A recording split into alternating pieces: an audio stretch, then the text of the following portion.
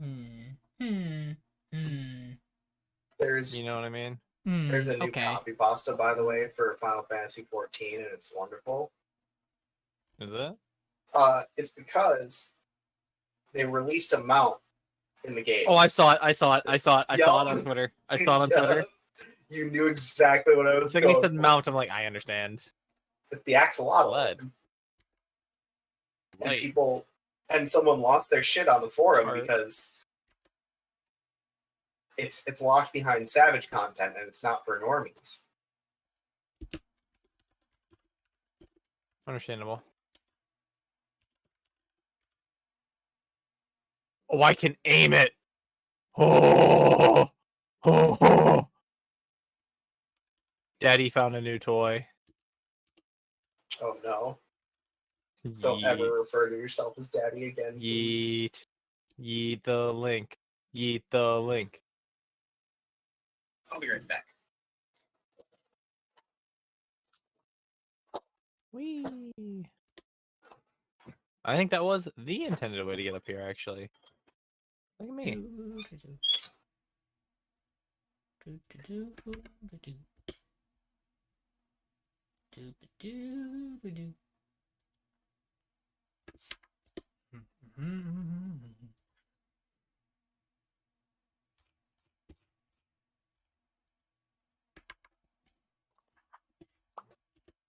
I hate Koroks. I know I didn't do all this for Korok.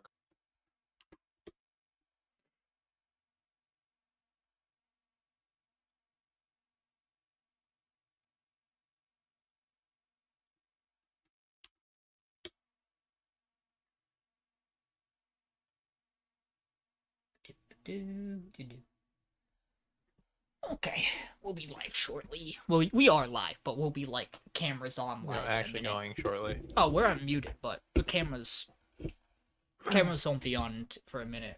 Oh, I forgot to do something, but that's fine. I'll just do that later.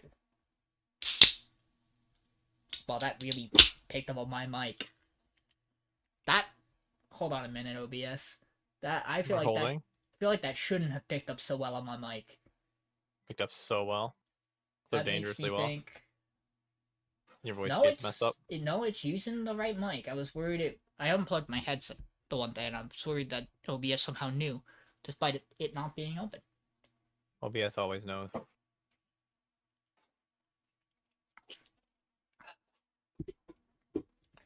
Okay. We good? Or do you want to finish your brownie first, Mason?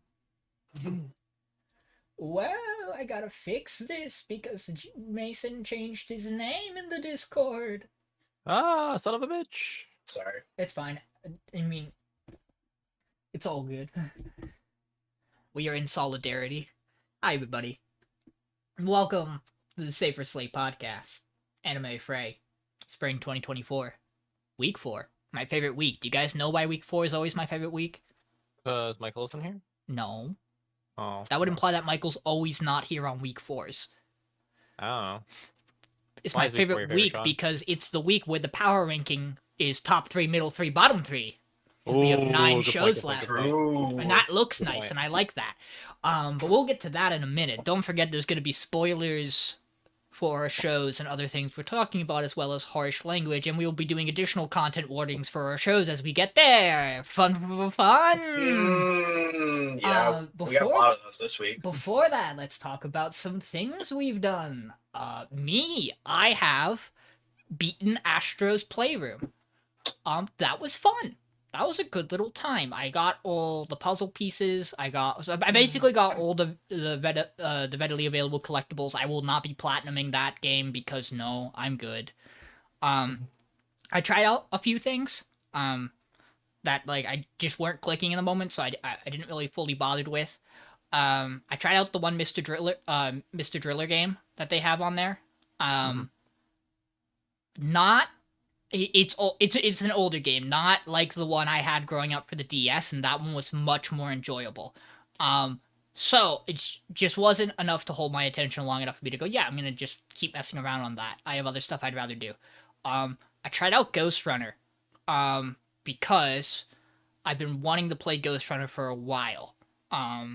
And they announced a sequel to it at the Sony conference yesterday. That game's interesting. By default, your jump is on R1. That feels bad. You say that until you play the game, because it has you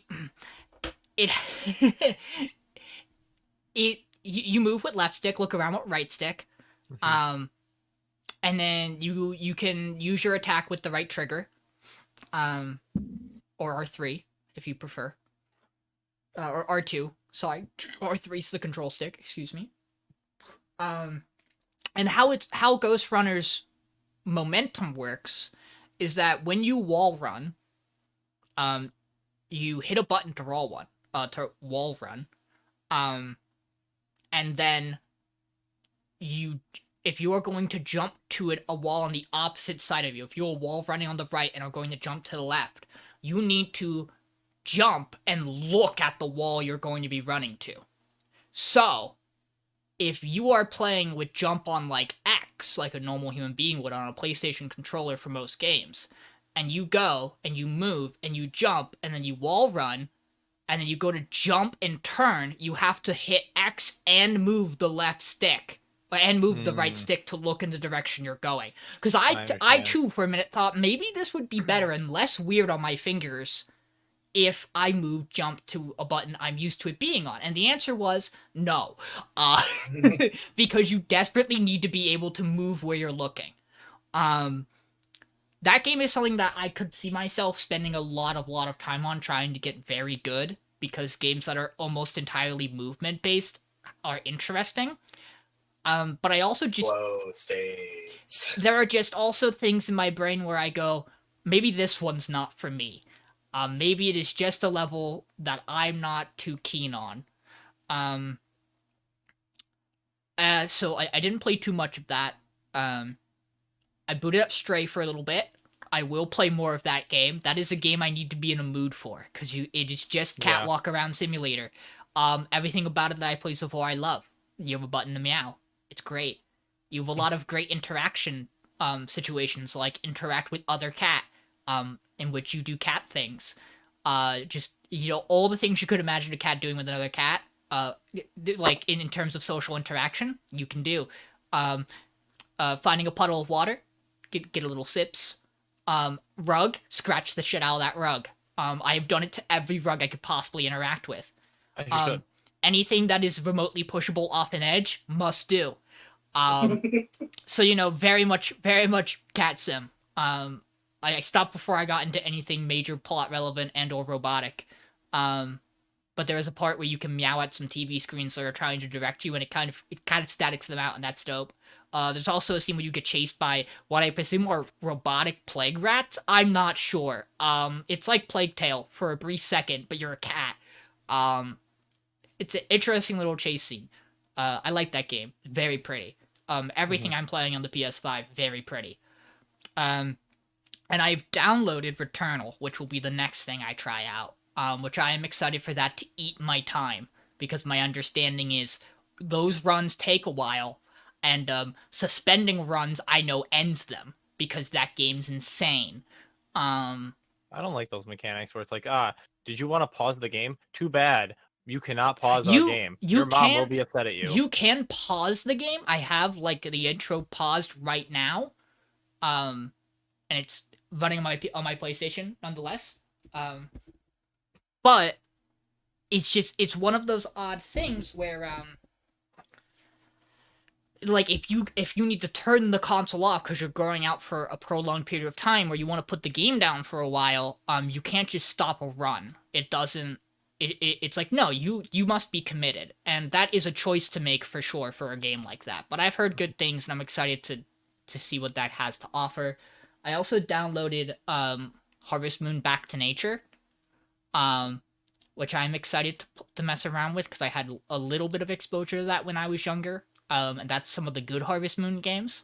And then I also have available at my fingertips some of the bad Harvest Moon games, and then in the reverse way, I have available the Story of Seasons games that are the old Harvest Moon games.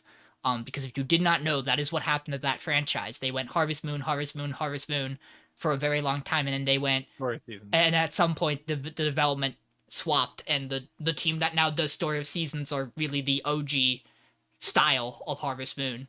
And you don't really want the new main Harvest Moons, is the opinion I've heard from most people. That's weird. But it's an odd little thing, but that's something that that genre's not necessarily for me, but sometimes I like to vibe. So we'll see how that goes. Yeah. Outside of that, I've watched or anime. Today I did something. A coworker of mine graciously bought me a copy of the documentary 2000 Mules. And I'm going to keep this segment very brief. It is a right-wing conspiracy documentary by Dinesh D'Souza about how the 2020 American election was stolen. Boy, is that the most nothing documentary I've ever watched. For it being the thing that almost every single person who believes the election was stolen cites as a predominant case of how or why the election was stolen, there is nothing in that documentary that has nothing sticks. It is so boring and dry, it isn't even good to make fun of. The only two things of note I will quickly bring up are, there is a point in time in that movie where my brain almost went, no, all of you shut up. Let Dennis Prager talk, because he is somehow the only voice of reason in that documentary. Right? Crazy. Not the sentence you should say. It is, there is a point in the documentary where they go, we have video proof, and he goes, that's real video. And they go, yes. And he goes, and you have multiple videos of this person doing the thing you're saying they do. And they go, yes. And he goes, can I see another video? And it cuts. Like, he might not exactly say it, but you know that's where he's going, because he's like, okay, you've shown me something that could be considered evidence. Show me it again as a repeatable offense to prove evidence. And it's very clear they don't have that. They just don't have a person doing the same thing twice like they claim they do. The other fun fact that we learned by looking up things after the movie, because of course you wouldn't learn this while watching it, is that at some point in time, they pop up a map of Atlanta, Georgia. It's not a map of Atlanta, Georgia. It's actually a map of a city in Russia. And that, to me, is a sign that Dinesh D'Souza does not care about the products he makes, nor believes the things that are in his content, and just wants money. Because, oh boy, do you have to not care about what you're doing to just decide you don't feel like grabbing another map of Atlanta. You have plenty of them in the documentary. Why did you do this? No Atlanta. Only Russia. Only Russia. The proof point. That's a Russian conspiracy. But no, I had to carry my PS4 to a friend's house so that we had a DVD player to use, because they didn't have a DVD player, and I went, guess what, baby? I got two of them, and I'm not lugging the PS5 over there. So not nearly as fun of an experience as I thought it would be to make fun of that. But at least now I can say that I watched it and no. No. Yeah, that's the end of that one. And none of that more discussion going on here. And I've read One Piece. Also, I'm caught up on JJK. Same. Based?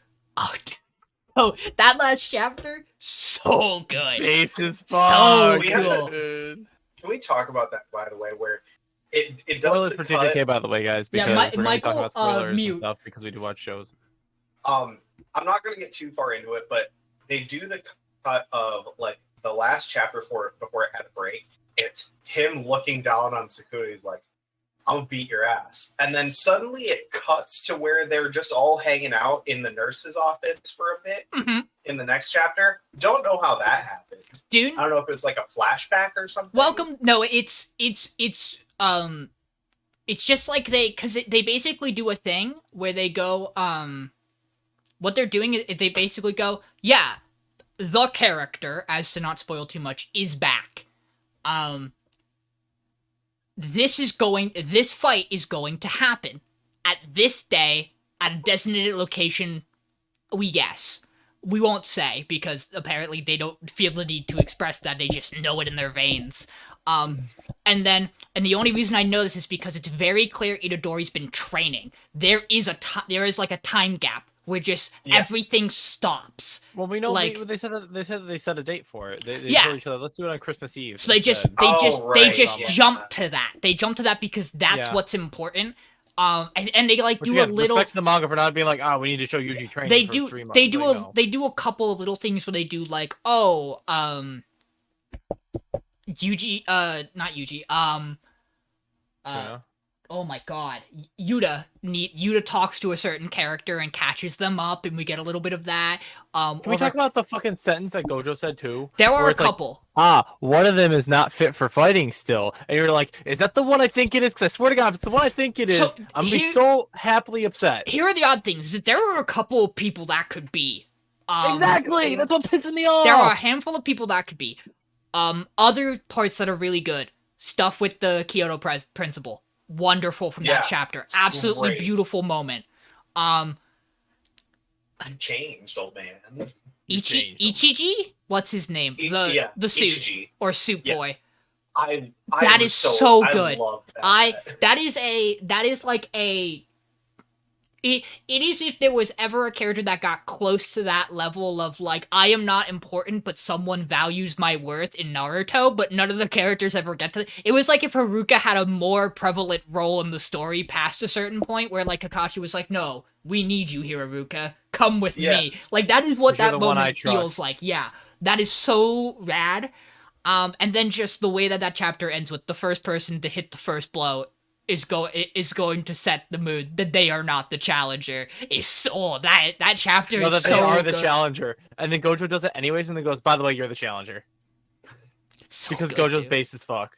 Yes. Also the fact that, like, there's one other really important thing about that I really liked. I'm trying to think of it now because it's just the chapters have been so sick in that manga lately. One Piece update. I am post time skip because I decided not to sleep a night. Yeah. It really was. I was in Marineford and went, I'm gonna keep reading. I'm gonna keep reading. I'm gonna keep reading. I'm gonna keep reading. But wait, if I keep going, I'll hit time skip. I'm gonna keep reading. I'm gonna keep reading. Oh shit, it's 5 in the morning. Oh, it's time skip and 5 in the morning. Look, the sun's here. That was me reading Acts 1 and 2 of Wano. Now I'm in Fishman Isle. Luffy has stolen a princess. Sanji is bleeding internally. But now he's back up. Externally. Now, externally. Now he's back up. That's the dumbest fucking. It really is. I warned him about it because I was like, look. He didn't tell. He just told me Sanji's rough for a bit. And I'm like, I can imagine. The dumbest excuse for a reason to be there in the history of One Piece, but it's okay because still based. Yeah, and we talked a little bit about, some stuff, but I don't want to get too much in. What have you guys been up to? I did a lot of stuff, so I'll go last. So I haven't really done a whole lot. I've been playing a lot of Final Fantasy. 14? I've been getting, Wow. Which, if you didn't know, as a brute child, blah blah blah. I'm not going to do it again.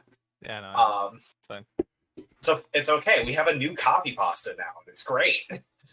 But yeah, I've been playing a lot of that because I found out that for the second expansion, Stormblood, if you do all of the extreme trials in it and get all of the mounts, you unlock the nine-tailed fox, and it's sick. Aside from that, I've been watching, like, I watched all of our stuff for podcast, and then I've also watched I watched the first 3 or 4 episodes of the new season of Gundam today. Finally, someone else I can talk to about how fucking Gundam is. That show went crazy. Like, I knew it was going to, and it already kind of had, and then it really went over the top with it. Yeah, we went from yes, we're in high school to, oh yes, this is a Gundam show. Did you forget? Which, to be fair, is what we said was probably going to happen. Oh, we all knew it was going to happen. We knew it was going to happen. Ready for it. Because it just, like, it's like, haha, first season starts on, ooh, more duels, and then it just suddenly gets into, war. Hey, you should go listen. You should go listen to those episodes of that podcast where we talk about Gundam, and then it comes in third. Cries. Yeah. Maybe it's Look, It's Good bangers that understandable. we always have bangers. Yeah. but yeah, I mean, aside from that, I've been playing a lot of Dota, playing some League. That's been kind of about it. I don't think I've really watched much else. I've read, I caught up on Chainsaw Man and JJK, which we already talked about. JJK. Chainsaw Man Chainsaw didn't have Man- a new chapter, right? It was just because it was off for the week, or did it just Ye- get one? No, it got I think it was off in a week. Chainsaw Man, he got a bike. You He's- got a bike. He got a bike. I won't steal a bike from a woman, but a Hey, man. but what about that Fuck, guy? man. All right, dude. What a man. You like Fuck, this? man. God, it was funny. I mean, yeah, that's been about it. I've just been like hanging out, hanging out with friends, caught up with some.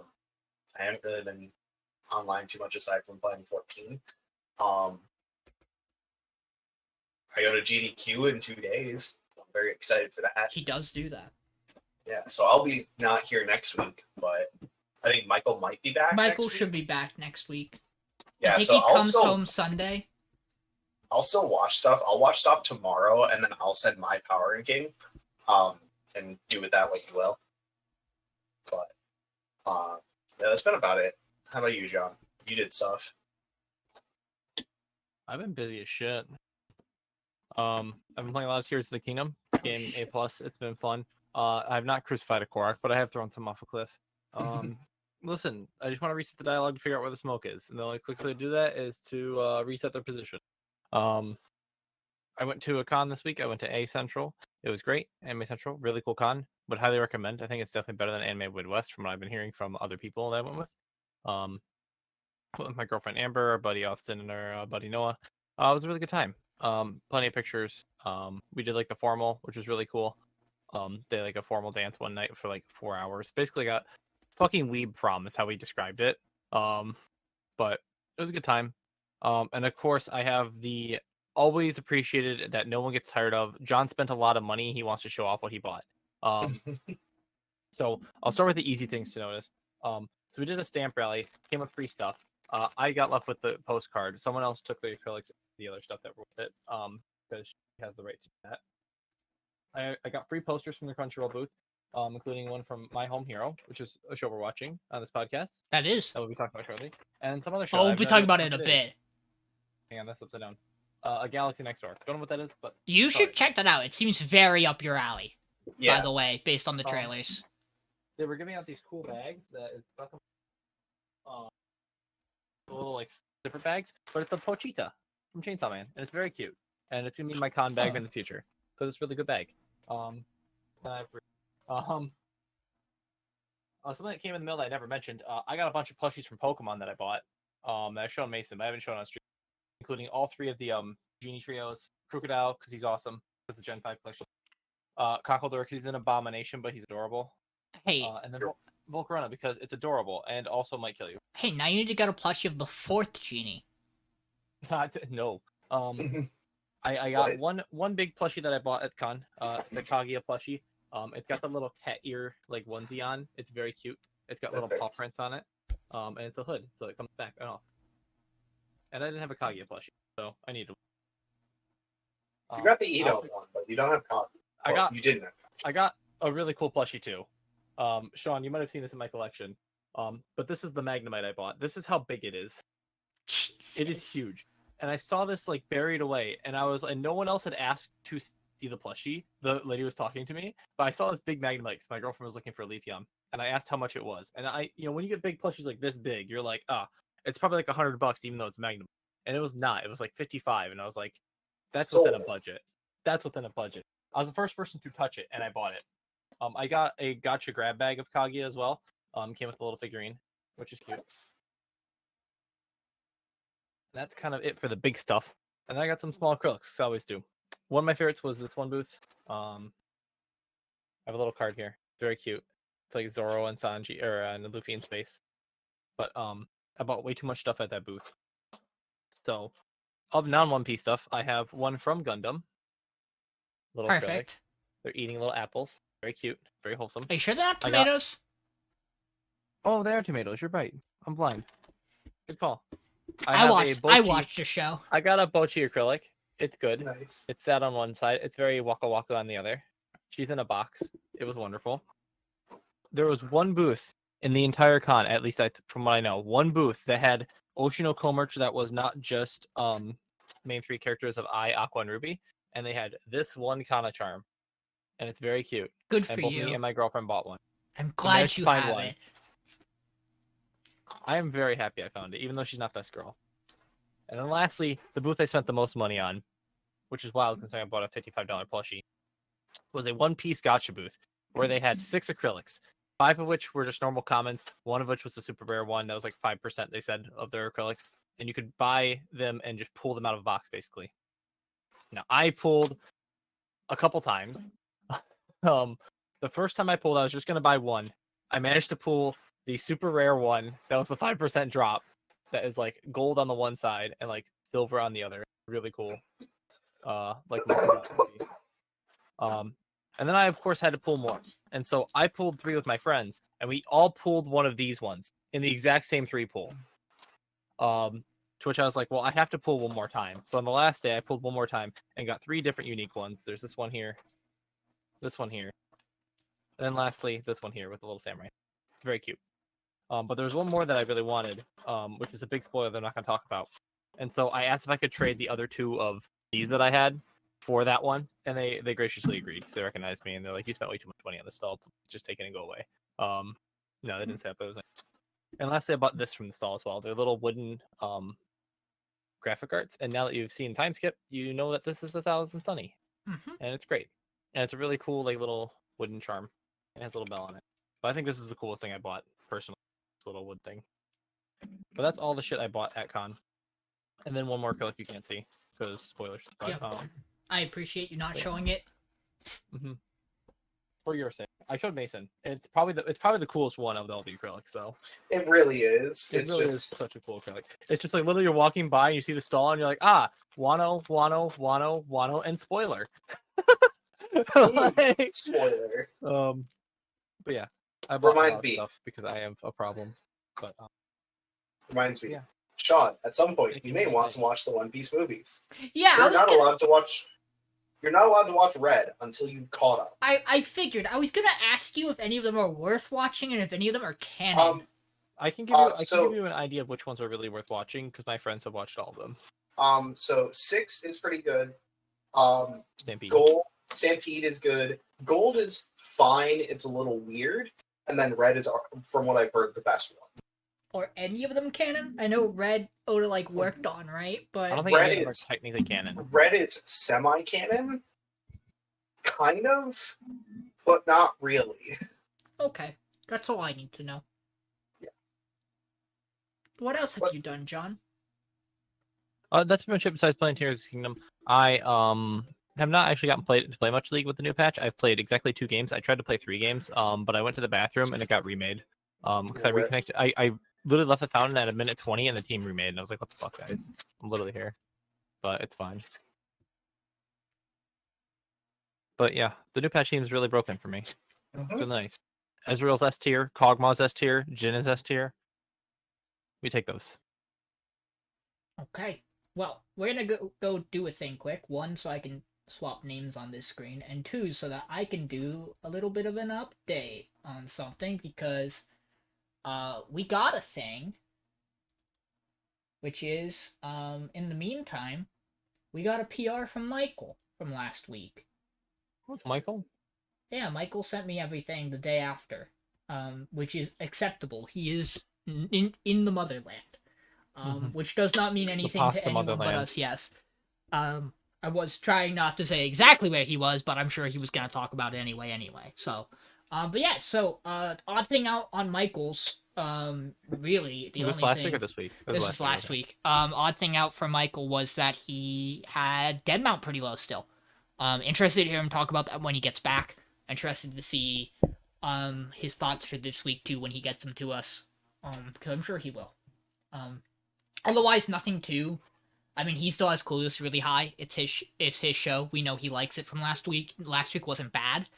So I'm not too inherently surprised by that. Mhm.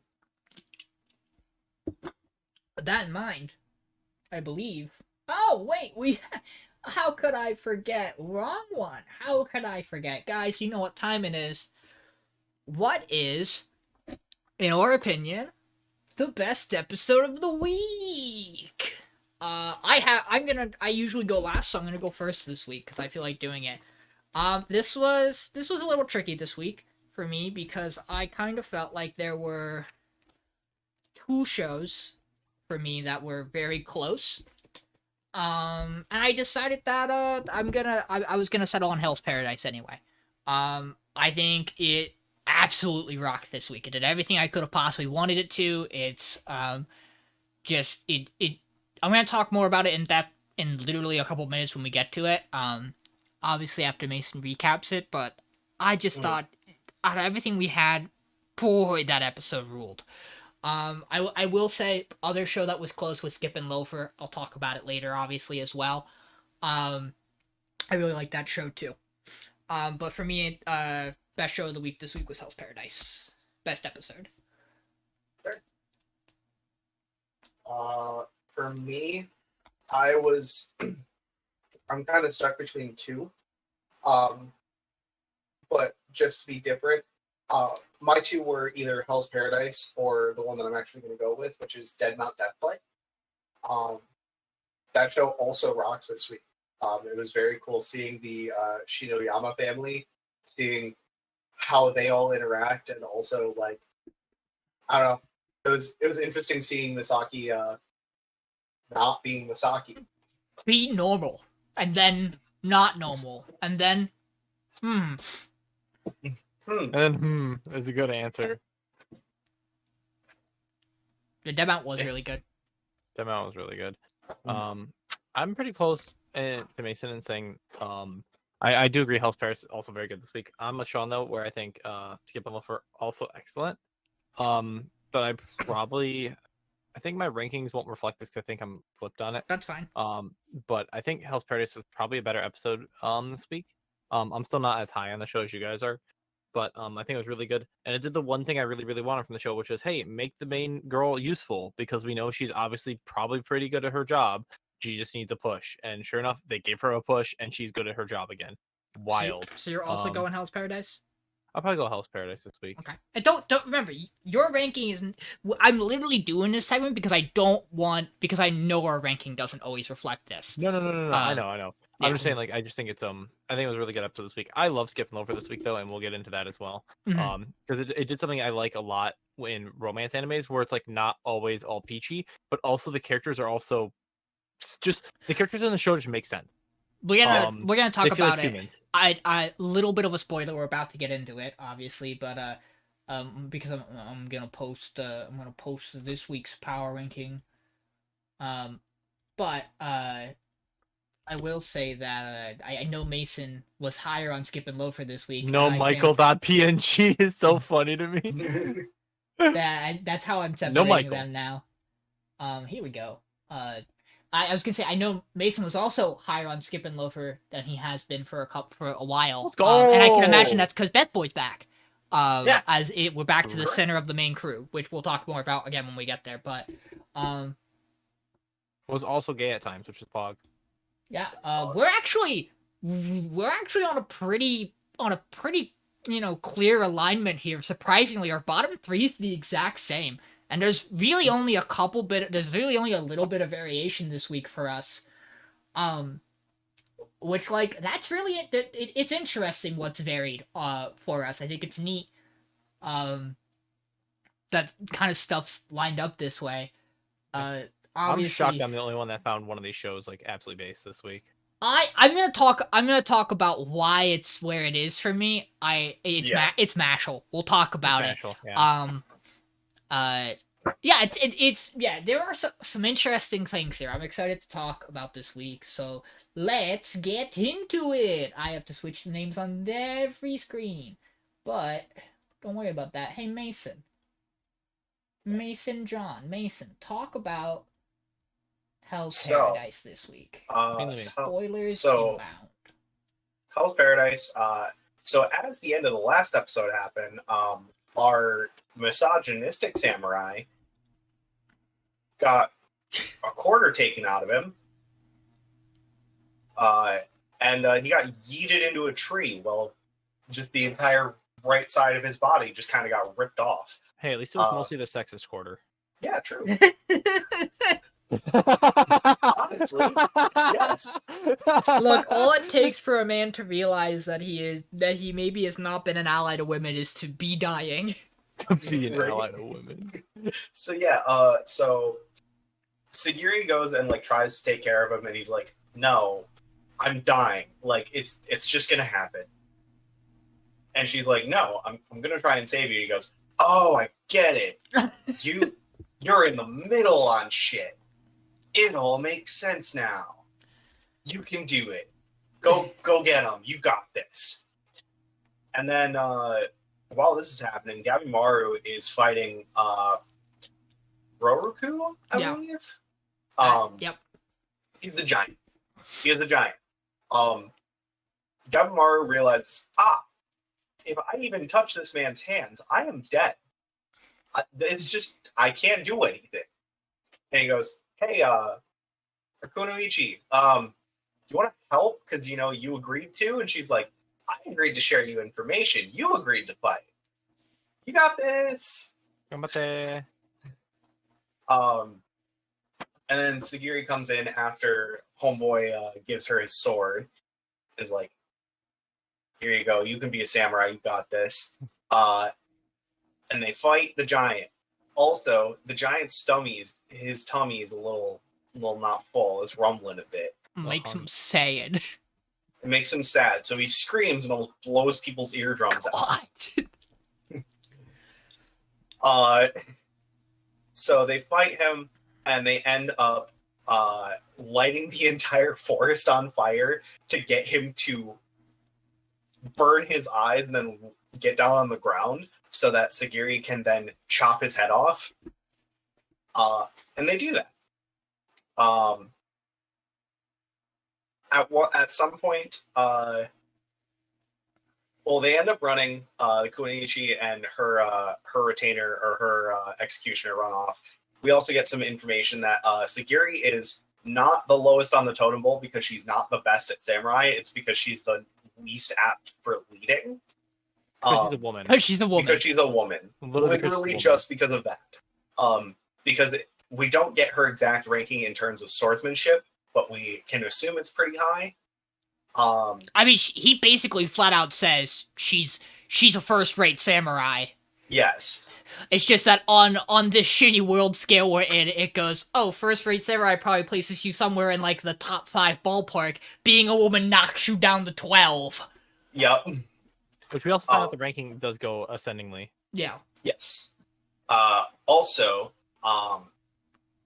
when they end up running off, they end up meeting back up, and they find there's a village there. It looks abandoned, but there's supposedly hermits that live there.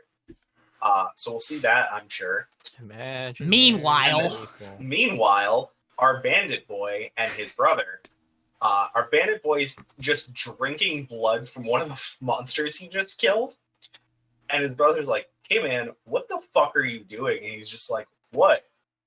We had to survive off the land, man. bless you. Blood, like the blood of our enemies is water here." And his brother's like, "Okay, dude." That's big, but you. And then they start walking, and they find 2 girls making out on some flower.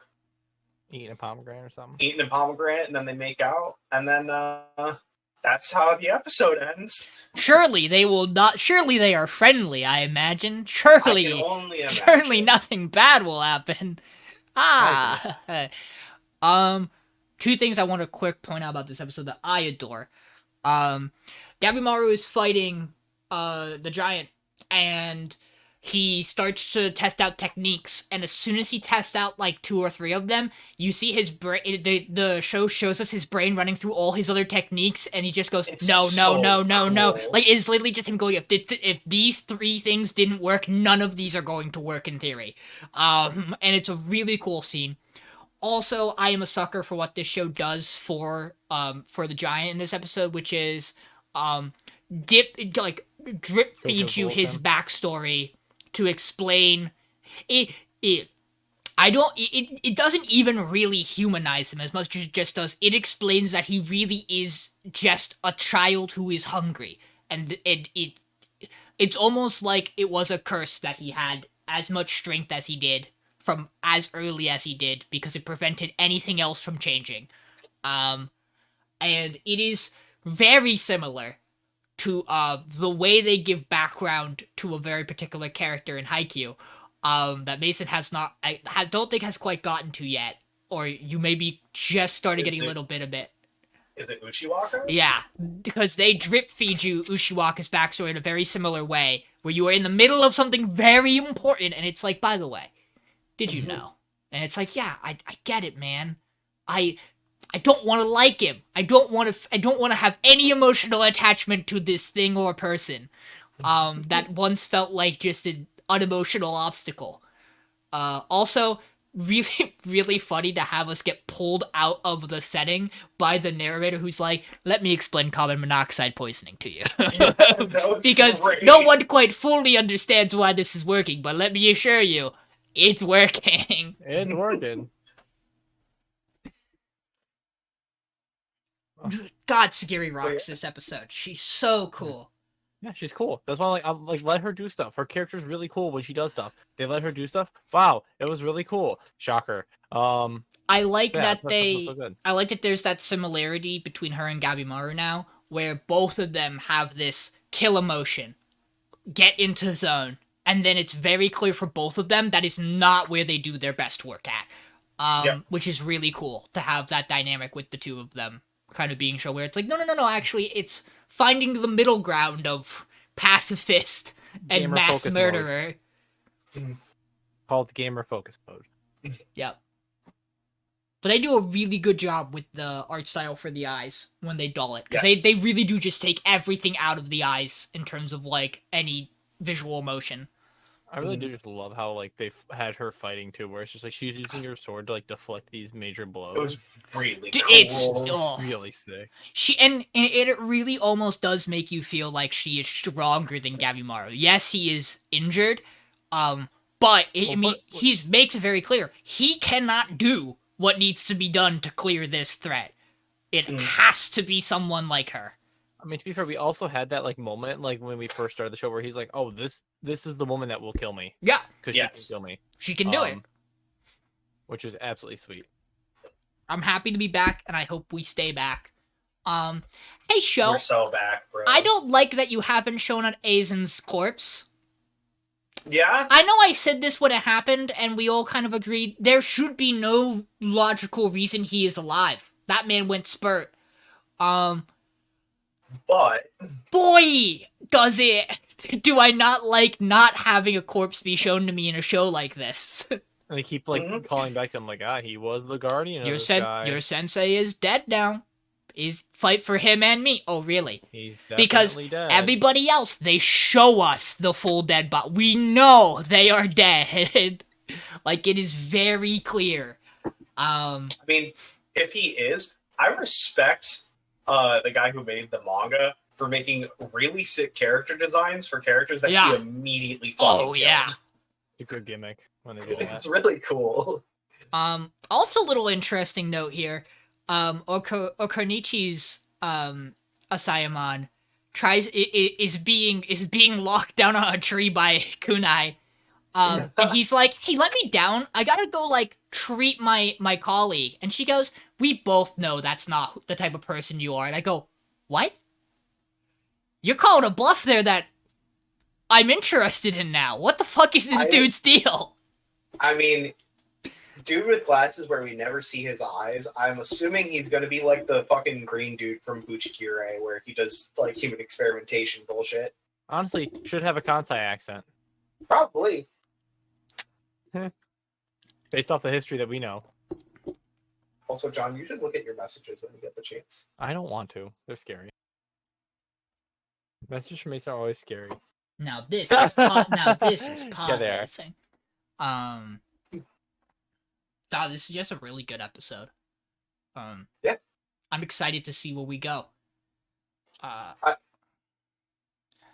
we have 4 Never mind. groups right now because we have our main group with Garimaru, we have swordsman and the poison alchemist Asayamon. We have the brothers, and then we have and then We have child and dumb boy. yeah, we have girl and dumb boy. Yeah, Hot himbo. yeah, because there's those 4 there's that we know of. Gabimaru, dude who chopped his own hand off, Yep. and his Simon. Based dude. And then we have Bandit Boy and his brother. And yeah, okay, yeah, we do have. I think those are the 4 we are acutely aware of being active on the island. Yes, probably going to be 5 at some point when Gabimaru's village gets there. Sure. Yeah, I imagine there's going to be... I mean, they've expressed that also just at some point they could just send more people. They could send more fugitives who are crazy. They could send more Asayamon or other Asayamon that maybe went back. Because a lot of these criminals got yeeted pretty fast. And we just have a couple of loose Asayamon. I mean, that's what they expected. Yeah. Even. Well, they're like, remember, they'll die if they're, or they're dying this way. We have the issue of how do they get off the island? Yeah. Hey, maybe one of them or maybe 1 or 2 of them figured it out. Who knows? Maybe. Maybe they just get lucky. We also have our girl and the Yep. other samurai guy. Bimbo. Or Himbo. And boy, do I Himbo. love him. The golden retriever of the show. Boy, do we love our himbos in this podcast. We do. He's a good boy. Hi. Content warning. We're about to talk about Heavenly Delusion. If you were not a fit of nudity and very close to approaching sexual assault, parts of this episode are going to not be things you want to hear us talk about. And then also reverse sexual assault. Still sexual assault. Oh, They are looking for their 100% water. Is that how this episode starts? Yeah, That's how 100% the episode safe starts. water. They meet this girl who runs an inn. She's the king of the motels. And it's like, hey, I got real nice beds. Ain't nobody ever died on these beds. By my bed. And that one's for Michael. He'll appreciate that joke. And so they leave their non-important stuff with her. Just so they can go and grab some water, and they get down to the to where the 100% water is, and they find just two dudes who I think at this point we don't know them. I don't think we've seen these 2 in particular.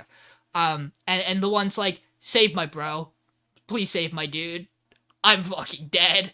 And croaks it. Actually no, he's funny enough, he's the one who walks out of this in a much better state comparatively at the point in the show. He passes out, and they find the other guy, who is very much dead in the water. Meanwhile, Bear. Bear. By far, my favorite part of this episode, to give it at least something, is the fact that they go, this bear must be a man-eater.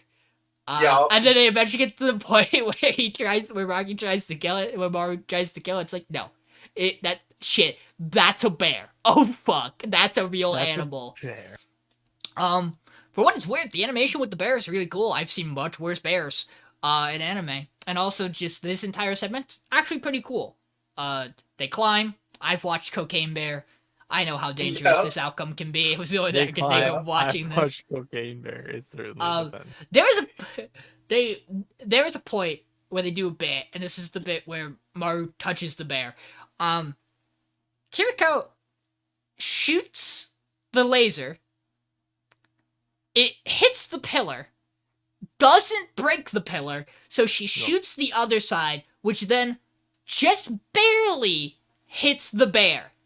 To the point where it still doesn't pin the bear, and the bear is still very much alive. So what was her plan? Because if she had broken the pillar on the first shot like intended, it probably would have fucking killed Maru. I mean, it wouldn't have, because he's Maru, but... What? That's one of those odd moments where you're like, this wouldn't have worked if it went... There was a plan here. I don't know what it was, but there was a plan here. Meanwhile, also, she dropped the battery, because of course she did. And to convince him that he should go get it, she plays to the fact that this boy's confused and still considers her a woman, and thus you know, a good old Denji power deal gets established here. I'm gonna be honest. This is a base as fuck fucking scene though. No, it's the scene's where she's really just like- cool. where she's just like, "Hey, I'll let you touch my boobs." No, like they do, like, cause here's the thing, right? They do it. They do it in a very similar way that Chainsaw Man does it, where it's very unabashedly like, yeah, I'm a young teen. I know what I want. I'm gonna go for it. It is the execution of this later that we'll get back to that is where this episode has some issues. This man just jumps off of the fucking tower they're sitting on. It's fine. And then she goes, I can't do that. We gotta think of another plan. To which her plan is slide down the wall with no visible foot or handhold. Why would you do this to yourself? And then she kills the bear. And Maru comes back and it's like, hey, I wasn't actually gonna leave you. Why would you sacrifice yourself? We should go rest at a hotel. They get back to the hotel. And Maru decides that he's gonna be really forceful and weird and very rapey about the deal. Despite the fact that she makes it very clear it was kind of a joke, and, like, she certainly isn't comfortable with it at the current moment. Like, you might be able to come to, an agreement or something if you, like, stop. Like, stop. To the point where, King of the Motels comes in and goes, oh, wait. I got rules in these. Ain't nobody ever fuck on these beds. This bed's a good bed. Ain't no one been smoking on these beds. By my bed. And then... By my bed. And then takes Maru to a different room and goes, okay, but actually, I know you got good shit on you. What if we had sex? And Maru goes, wait a minute, I'm conflicted because you just stopped me from getting what I wanted, despite the fact, which is a good thing, but... To give me what I wanted. To give me what I wanted, but I also don't know, but also Maru touches her and sees that she is, like, a hybrid? He has the same feeling he gets when he goes to use his Maru touch on man-eaters. And so he calls in for backup because he is confused, to which we get a scene that isn't exactly clear what happens. I don't think anything happens, because from the way the shot is angled, he still has his underwear on. I just think it's a massive misunderstanding because of the way he's wording things. So I don't think anything happens past the fact that this girl is naked in the room with him, and they look like they're having sex. He does get a boob grab, though. He does. He also gets to feel some thigh. Good for him, I guess. Yeah, and they're very confused by this. They talk with the girl where we find out, hey, orphan. Guess what? She's another orphan, and this is how she lives. Also, we find out when they get back to the motel that the one guy they saved and the one guy who died were trying to trap them and kill them because they were the guys who Maru beat up earlier at the arcade. And this was all like a very convoluted scheme. Neat, I guess. Yeah. They get ready to leave, and she's real bummed. And Maru's like, hey, where'd all your energy go from last night when you tried to sexually assault me? And she's like, You're right. She's like, boss is dead. And they go, oh shit, you want to come with us? And she goes, no. And they go, neat. And they walk away. Then we go to child laboratory. Nightmares. First, we find out, what's this child's name? I have already forgotten. Ashura. Ashura? No, other child. The one who has the nightmare. Oh, Tokyo. We find out that Tokyo is not ill. There is nothing wrong with Tokyo, according to the doctors of this facility, and as we know, they are very good at making sure children have nothing wrong with them. Totally. So they let Tokyo rest in the hospital bed. Nightmare, Ashura's alien ET spirit comes and speaks to Tokyo. Also, Tokyo's body starts to turn it Attack on Titan inside out, and also get, like, corrupted in a very similar, like, dark purplish fashion as other people that we've seen in this show. And then Tokyo wakes up from a dream. And also the doctor has found out that Tokyo's the one who snuck into the baby lab because footprint. The baby. 70-something% match is good enough for them. 92. 92 is good enough for them. That's pretty good rate. Pretty Only good kid rate. who wears boots in the building. It's fine. We trust it. And then Tokyo goes to Picture Boy's room and is like, "Hey, let's get physical. Also, I talked with the girl you really liked who committed suicide. Hey, are you okay?" And he goes, I love you in a different way than my connection with her. You also, you know what? Let's bone. And the episode stops Right? there. Boy! No, they do bone first, and then they're putting their clothes back on, and then they talk about it. You know when I said last week that this was the show most likely to have a sex scene live on screen? Yeah. Pretty much. I more meant that they were going to full on show a full sex scene, but this is about as close as most anime tend to get. We got 2 half sex scenes, so like in a way, that's a whole. enough. Here's the thing. Outside of the major issue, so one thing, I said this to Mason when talking about this show outside of the podcast. Biggest problem in the episode, they don't address anything after it happens. We just move on, that was fine. and we don't do anything. We act like everything's normal. Lines were very clearly crossed in this episode. By the way, guys, let's just... Yeah, I knew that's exactly where you were going to go with that, because that's also what Mindbrain did when I said it. But, no, like, there really should be a clear conversation of, hey, this was uncomfortable. You made me uncomfortable. I also maybe shouldn't have leveraged my body. We need to be more clear about this particular kind of thing with us, because there is a problem here. Also, you went all freaky, no emotion-eyed, and were kind of not human for a minute. What was that? Why? But no, we're just not going to talk about it. And, like, nothing happens on their end. They find this 100% water that was a trap for a plot point that wasn't really relevant. That felt like the only reason it happened was so this attempted rape scene could happen. And so that we could meet a person who Maru's ability to go inside of worked on. Interesting. Why did you write it this way? Right. The bear scene's cool. The stuff that happens there is neat. It's a cool set piece and fight. But then everything before and around it and after it kind of doesn't do anything. Kind of weird. Yeah. And the lab stuff's cool. Like, this is nothing necessarily surprising over there. It's crazy and insane, like the rest of the show, but we're on episode 6. And I kind of want this show to, like, have something that feels give us any sort tangible, of plot, really. And not give me an episode that feels that very much turns me away from it, because I would rather just not engage with it if this is what it's going to give me. That's why it's where it is for me, which is low. It has room to work its way back up, maybe. We'll see how things go tonight. Yeah, I you never know with that. I just didn't really care about anything that wound up happening in this episode outside of the end bit. And even then, it's like, I don't really, and this might be a hot take, I don't really care about children, engaging in sexual activities. It's not really I don't really care about children, Sean, 2023. It's not really a plot point I tend to like to engage with in my anime. In fact, I've been, you can check my podcast track record, I tend to be against it.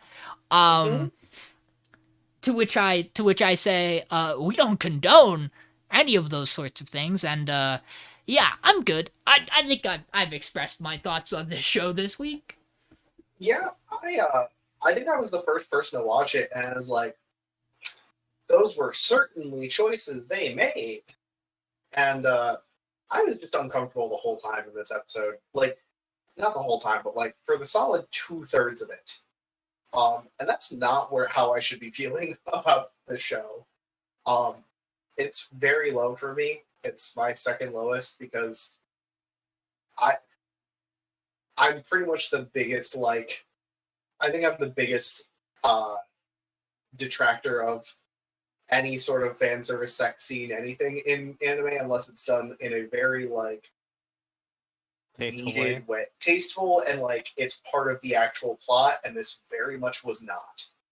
Like it didn't feel like it needed to happen. It was just kind of there, and I don't really know why it was.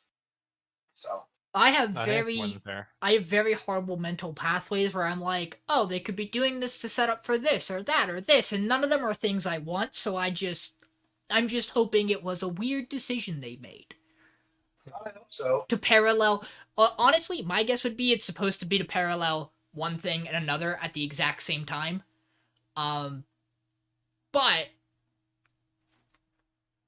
I don't know. It's hard to interpret because we just don't know, and it's just like the whole episode just feels kind of all over the place, which I kind of think is like a running issue with the show. Is that like it doesn't, like you're saying, like, it doesn't feel like it has like a cohesive like goal.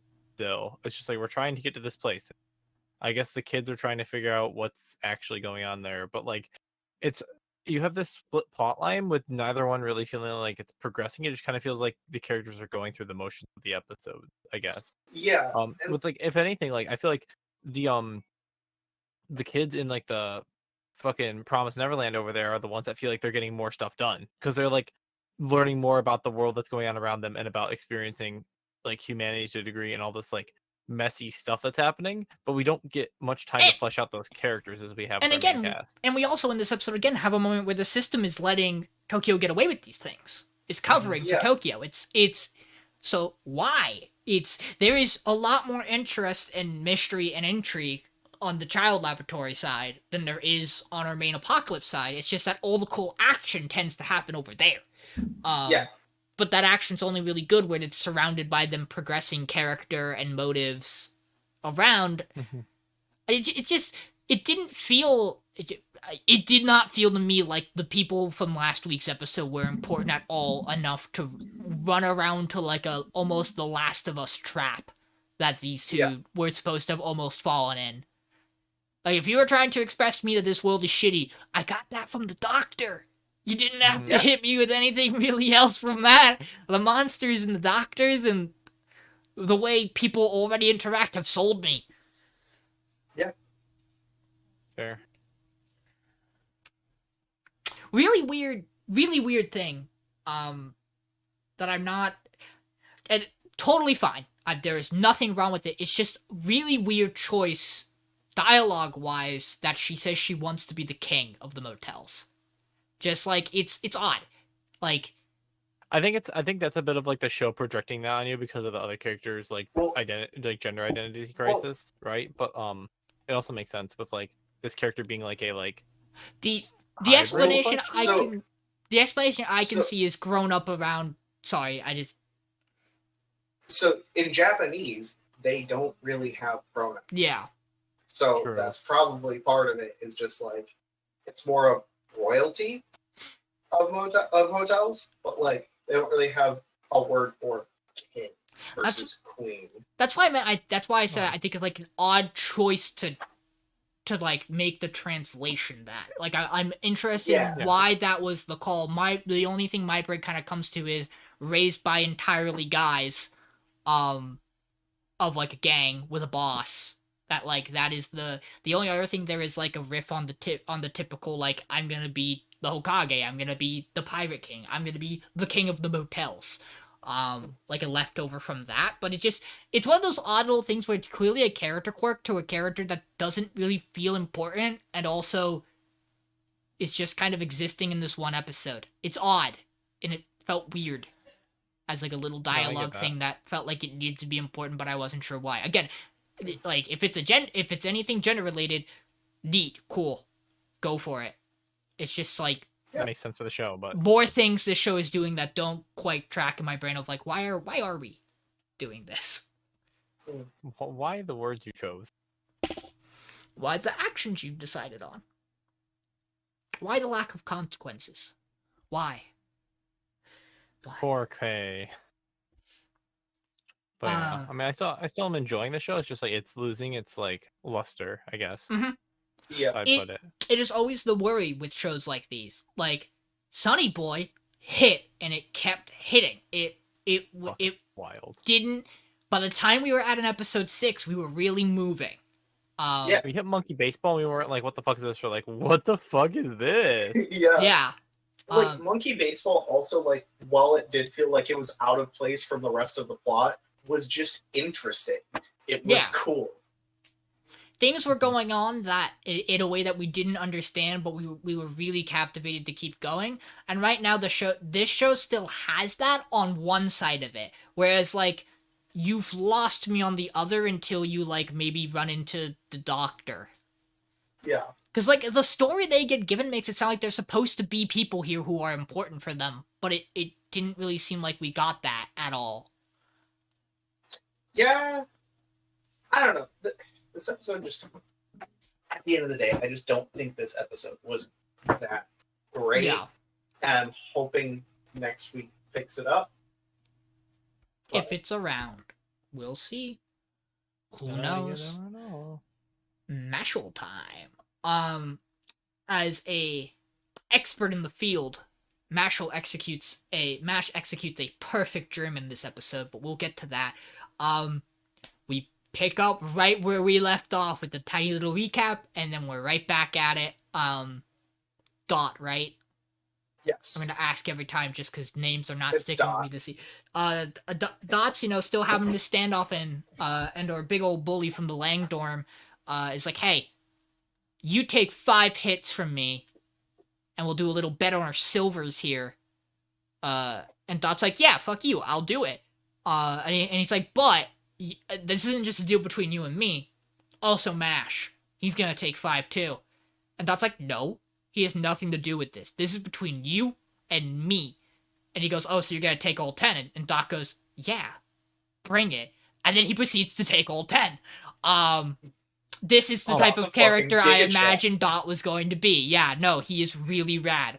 This scene rocks.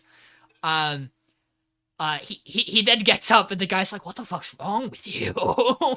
And then he passes out just a little ways away. And the guy from the Lang is like, wow, what a loser. Also, hey girl, get over here. Let's reveal that we were tricking you the entire time to make you feel bad. And they really do like this. We like to manipulate vulnerable boys who feel like we could target their insecurities when it comes to women so that we can bring them down even further. And then Mash is just kind of like, are you guys done? You done? Can I, we can get on with this, right? It's my turn now? And the guy goes, sure, we'll start. And, he hits Mash a little bit, and we get a little cutaway to Lance, who is like, look, I'm worried about Mash. And, of course, our 2 little goonies over there with him are like, no, it's Mash. We'll be fine. And he's like, you don't get it. It's fine. Please help us instead. You don't, yes, but also you don't get it. Mash has only been fighting white mages so far. He hasn't fought a red mage. I forgot that they did this originally, like, until I watched this episode. I was like, oh, right, I forgot that they classify magic users like this, and I love it. Yeah. And I so... don't get the Joe reference, unfortunately. It's a Final Fantasy I do, but, I don't, you know? So white mage is more support magic, red mage is more predominantly offensive dealing, black mage is more debuff? No. Red mage, so how it works is white mage is, healing support magic. Black mage is fully offensive. Red mage is a split between the two. Okay. Yeah. And then blue mage is I'm gonna do dumb shit. Mm-hmm. Mash. Yeah.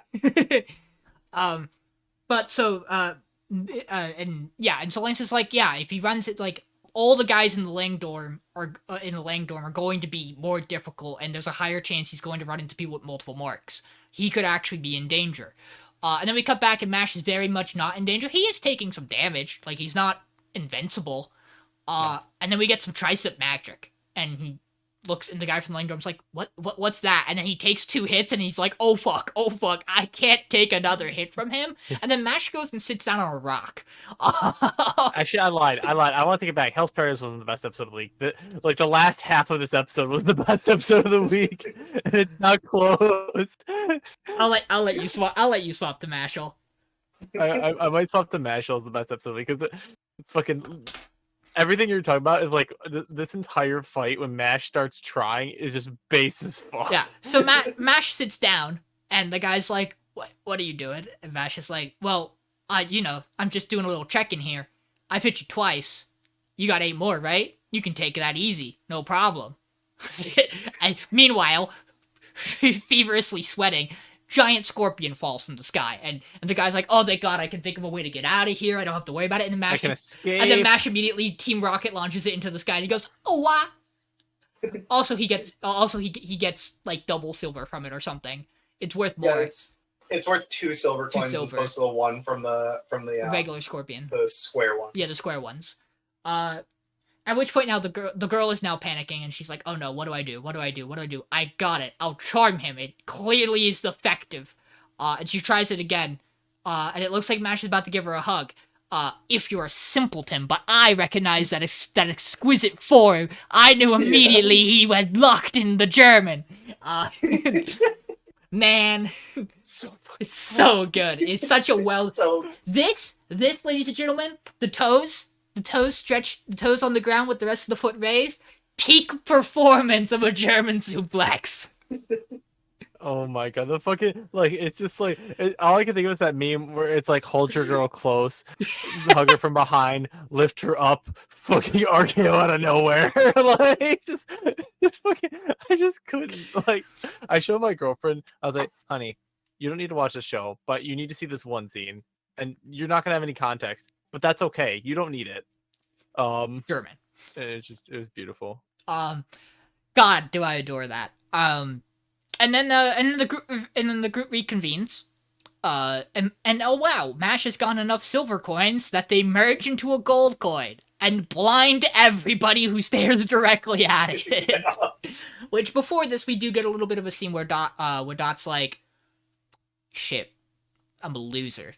God damn it, I made trouble for this guy. Yeah, he like destroyed him, but like that should have been my problem to deal with." And then Lemon shows up and he's like, "Woman!" And he's kind of over his depressive state. Then he's walking away and he's like, "Hey, Mushroom Head. Thanks." And Mash is like, "That's weird. You're like, that's not you. You're like way crazier." And he turns around and starts flipping out. I was like, "What the fuck do you mean? You know how hard that was for me to say?" A very Sanji character. Is Dot in this moment. And then that's when the coin merges and Mash stares directly into the sun. That is it. Mm-hmm. And then Dot continues to make a mess, so that Mash blinds Dot. And then Lance is like, "Hey, look, the Lang Dorm is made up of a 7-man organization known as Magia Lupus. Magia Lupus. And Mash delivers the greatest line of all time, which I relate to on a very deep level, which is, "That's some shit I would have made up when I was a kid." And I go, "Yeah." Yep. And even Lance is like, "Yeah, it really is." I adore it so much. But Lance is like, "Look, they're going to keep targeting you now, and the more coins you go after, the more they're going to keep targeting you. You cannot go anywhere alone." And Mash goes, "Got it." And then Mash goes somewhere alone because he gets lost. By the way, I forgot the part of the episode where Mash throws a cream puff into the Lang Dorm student's mouth from across the field. Base. Incredibly classic based Mash moment, dude. But yeah, so Mash is taking a nice little walk on his own, and he goes, "Huh, what's this door?" Meanwhile, we see the Lang student, whose name I don't care to remember, who uses the stone, is reporting back to the Magius Lupus, or Puppeteer Man, looks at him and goes, "You're not worth my time. I don't know why we are making it sound like you're worth my time, puppet." And then he puts him in his collection and talks to his little doll, who he calls Mom. And then Mash opens the door and goes, "You're talking to a doll, you know that?" And we end the episode there. My favorite bit is that he goes, "Hey man, that's a doll you're talking to. You know that, right?" And he goes, "I'll keep it in mind, thanks." Like, who the fuck are you? Why are you here? Why? And that doll is probably his actual mom? Probably. Like... There's probably some weird things going on there, I'm sure. Also, he's got 3 marks and they're dope. Mm-hmm. He's got an L on his face. I'm so excited. So here's the thing. I want to talk about it because, John, you're right. This episode rocks. It rules. The thing I have... I like Mashle. I don't have any intention for it to go anytime soon, really. I like it. I think it's a fun time. It is just kind of slow because it's a big shonen. And I really liked everything I had above it this week. And that's saying something because like there was a show I'm gonna talk about that I could arguably have put I could arguably have put below it, but show to show quality, I think it is the better show. I just think it's not for me. But even then, I really liked it this week, and we'll talk about it in a bit. Actually, and by that I mean at the end of the podcast. And everything else, I just, it just wound up where I'm like, damn, Mashle just keeps having to get moved down because like I like it, but everything else There's is like so many good stuff this week. Yeah. Or this season. Yeah, no, that's kind of where I'm at too. Where it's like I didn't put Mashle really that high, considering how highly I'm praising. Where I'm like, it might have been the best episode of the week, but it's still just like a like not mid-tier show, but like kind of like a mid-tier show this season. Like it's just really weird to think about, because it's just like we just have so much content that's so good this season. Mm-hmm. Yes. And and I think like there is like the aspect of like, this is an action show. We have an action show as well called Hell's Paradise, and that one's arguably more hype. Which is very unfortunate for Mashle. It's also a matter of it goes to show that, like, again, the show is slow, and that is probably going to be its downfall, because we literally are seeing this week the dangers that can happen of if you have one bad episode this season, you are in a bad spot. Heavenly Delusion dipping for all three of us puts it in a very precarious situation this week, where it reasonably was doing very well on this podcast. Like, it wasn't like it was arguably a top 3 contender. It was consistently pretty good in power ratings for most people. And a bad week launched it to bottom 3. Things are not going to get away too easily this season with mediocre episodes. And what I'll say for Mashle is, if we were a week sooner on how we do our podcast, we would have hit a recap episode, because episode 6.5 is the next episode out right now. I see that. 7's about to come out. I did already pre-skim real quick before we came into this, which technically I shouldn't have done, but I was pretty confident with how things usually are that it was a recap, and it was. I don't know if there's any like dialogue that's going to be slightly different because it's framed as like he's sending a letter to his grandpa, but everything that's visually there we've seen already. Nothing new. Which is unfortunate always, but hey. It's to be expected with recaps, but yeah.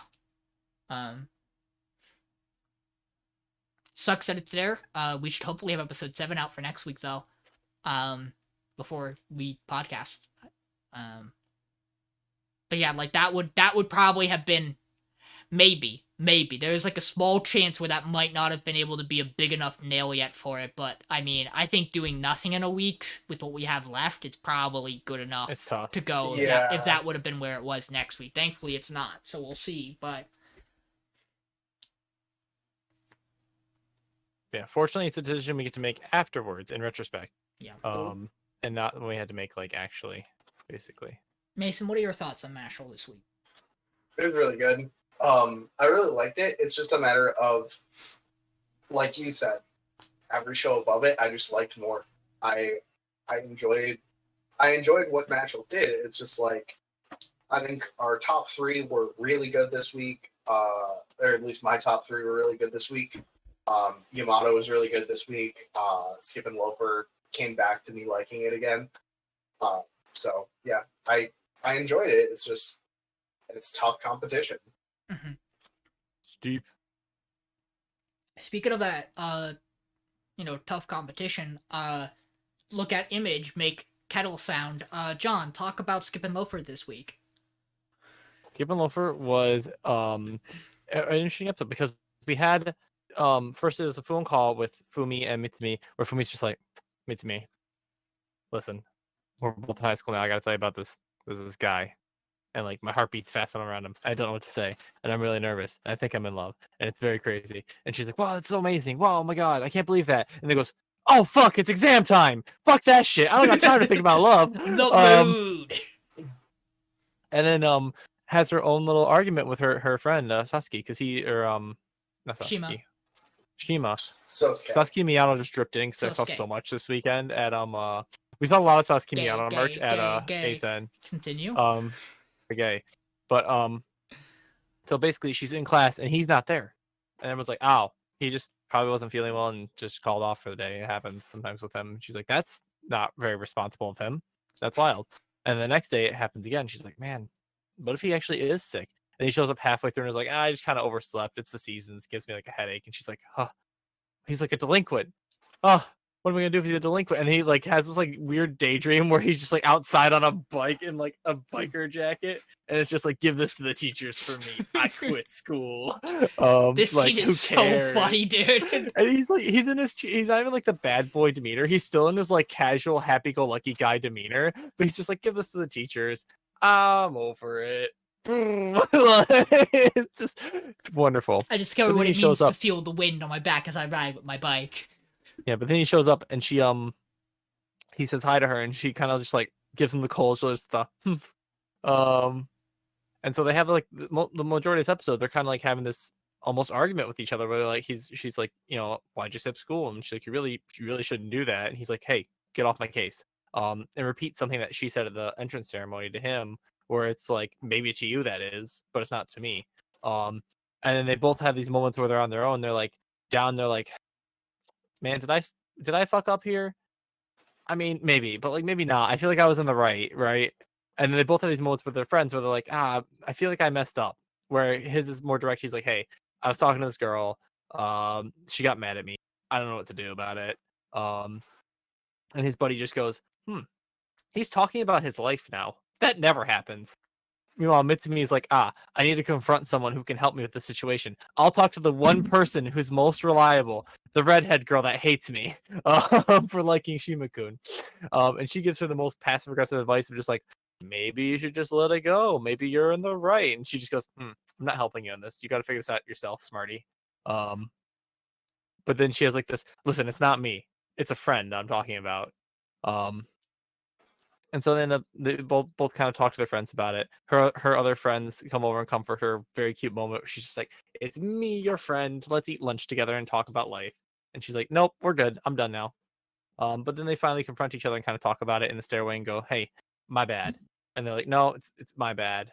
But it's okay." And then they have this like weird like laughter where it's like, we're just children. It's fine. We're just having like a kids argument. I haven't had this since grade school, but it's good sometimes.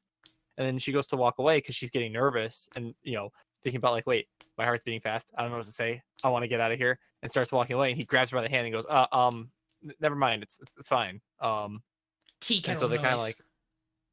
of like walk away together and talk some more. And she kind of gets nervous and starts just bolting away. And she goes, wait a minute, this feeling, heart beating fast, wanting to get away, not knowing what to say. Fumi, I can feel that way about friends too. I think you're wrong. I think it's just a friend thing. It's very cute. But yeah, that's kind of skipping low for this week. It was just, it was nice to see characters like being adults about having like disagreements, right? Like they both have moments of like, "I'm so ridiculous," and like the anime dramatic, like, "It's all my fault. Oh no," and they both kind of like rationalize and went like, "Wait, no, I have a point. Bless you. Did I overstep? Maybe, and I should probably apologize, but I still think I'm like objectively like not in the wrong for it, and I want to tell them that." And I think we get a lot of good character moments here, where it's like our main two cast, of course, are back together, and they're both growing in like good healthy ways in their friendship here. But I love Skip and Loafer. This is my show. This is my shit. I liked it a bit more. I liked it a bit more this week, mostly because she like the focus of the episode was on Chima and meets me, but also our gay girls are back. Right? And they're still goated. They were here for like 30 seconds. They never go anywhere without each other now. They share the screen time. As great. They should. Like, even if it comes out that they're not actually gay for one another, who cares? They're still queens. You cannot convince me otherwise. Dude, her face goes red, and it literally is a tea kettle sound effect, and I chuckled audibly out loud. It was great. It's so good. I like that she goes to sit down and in her room and she's like, "I didn't say anything wrong, but wait, what he said to me, I said to him. Was he holding a grudge for 2 months? No, Yeah. no. I'm fine. I'm in the There's right. no way he's We're holding good. a grudge for 2 That'd be months. crazy. Cut to Shima. Why was I holding a grudge for 2 months? 2 months. Hey, buddy. My friend who is just the Spider-Man best friend character from Miles Morales. How you doing? Can you help me, please? Which I mean, I very much enjoyed that conversation with Shima and his buddy. It is really funny that he is just the guy who's like, hey man, I've come to crash and talk about my life for once. Dude, I'm studying for exams. Wait, what did you say? Shouldn't Hold you on. be for exams? Hold on. Wait. Something is drastically wrong here. Mhm. And also there is something about this episode in the way that the hallway shots, them doing the paper clipping of the of like the handouts together, her leaving that room, how all of that is framed is so well done. The mood and tone of this episode is perfect for what it's trying to execute. And The awkward tension that's adore there it. between the characters too. Yeah. Where it's like they both know they're And- at fault, but they both also think they have valid points. And it's a rainy day. It's a rainy day for the whole Of set course. that we're there for, so it makes those scenes look and even sound even better, and then it clears at the end and it's perfect. I can't believe that the realization of this show is that he is both Skip and Loafer. Fuck you, Sean. No, I know that he is Skip because he skips, and she is Loafer because she wears loafers. That's so But funny. he both skips and loafers. Shima's such a good boy. He is.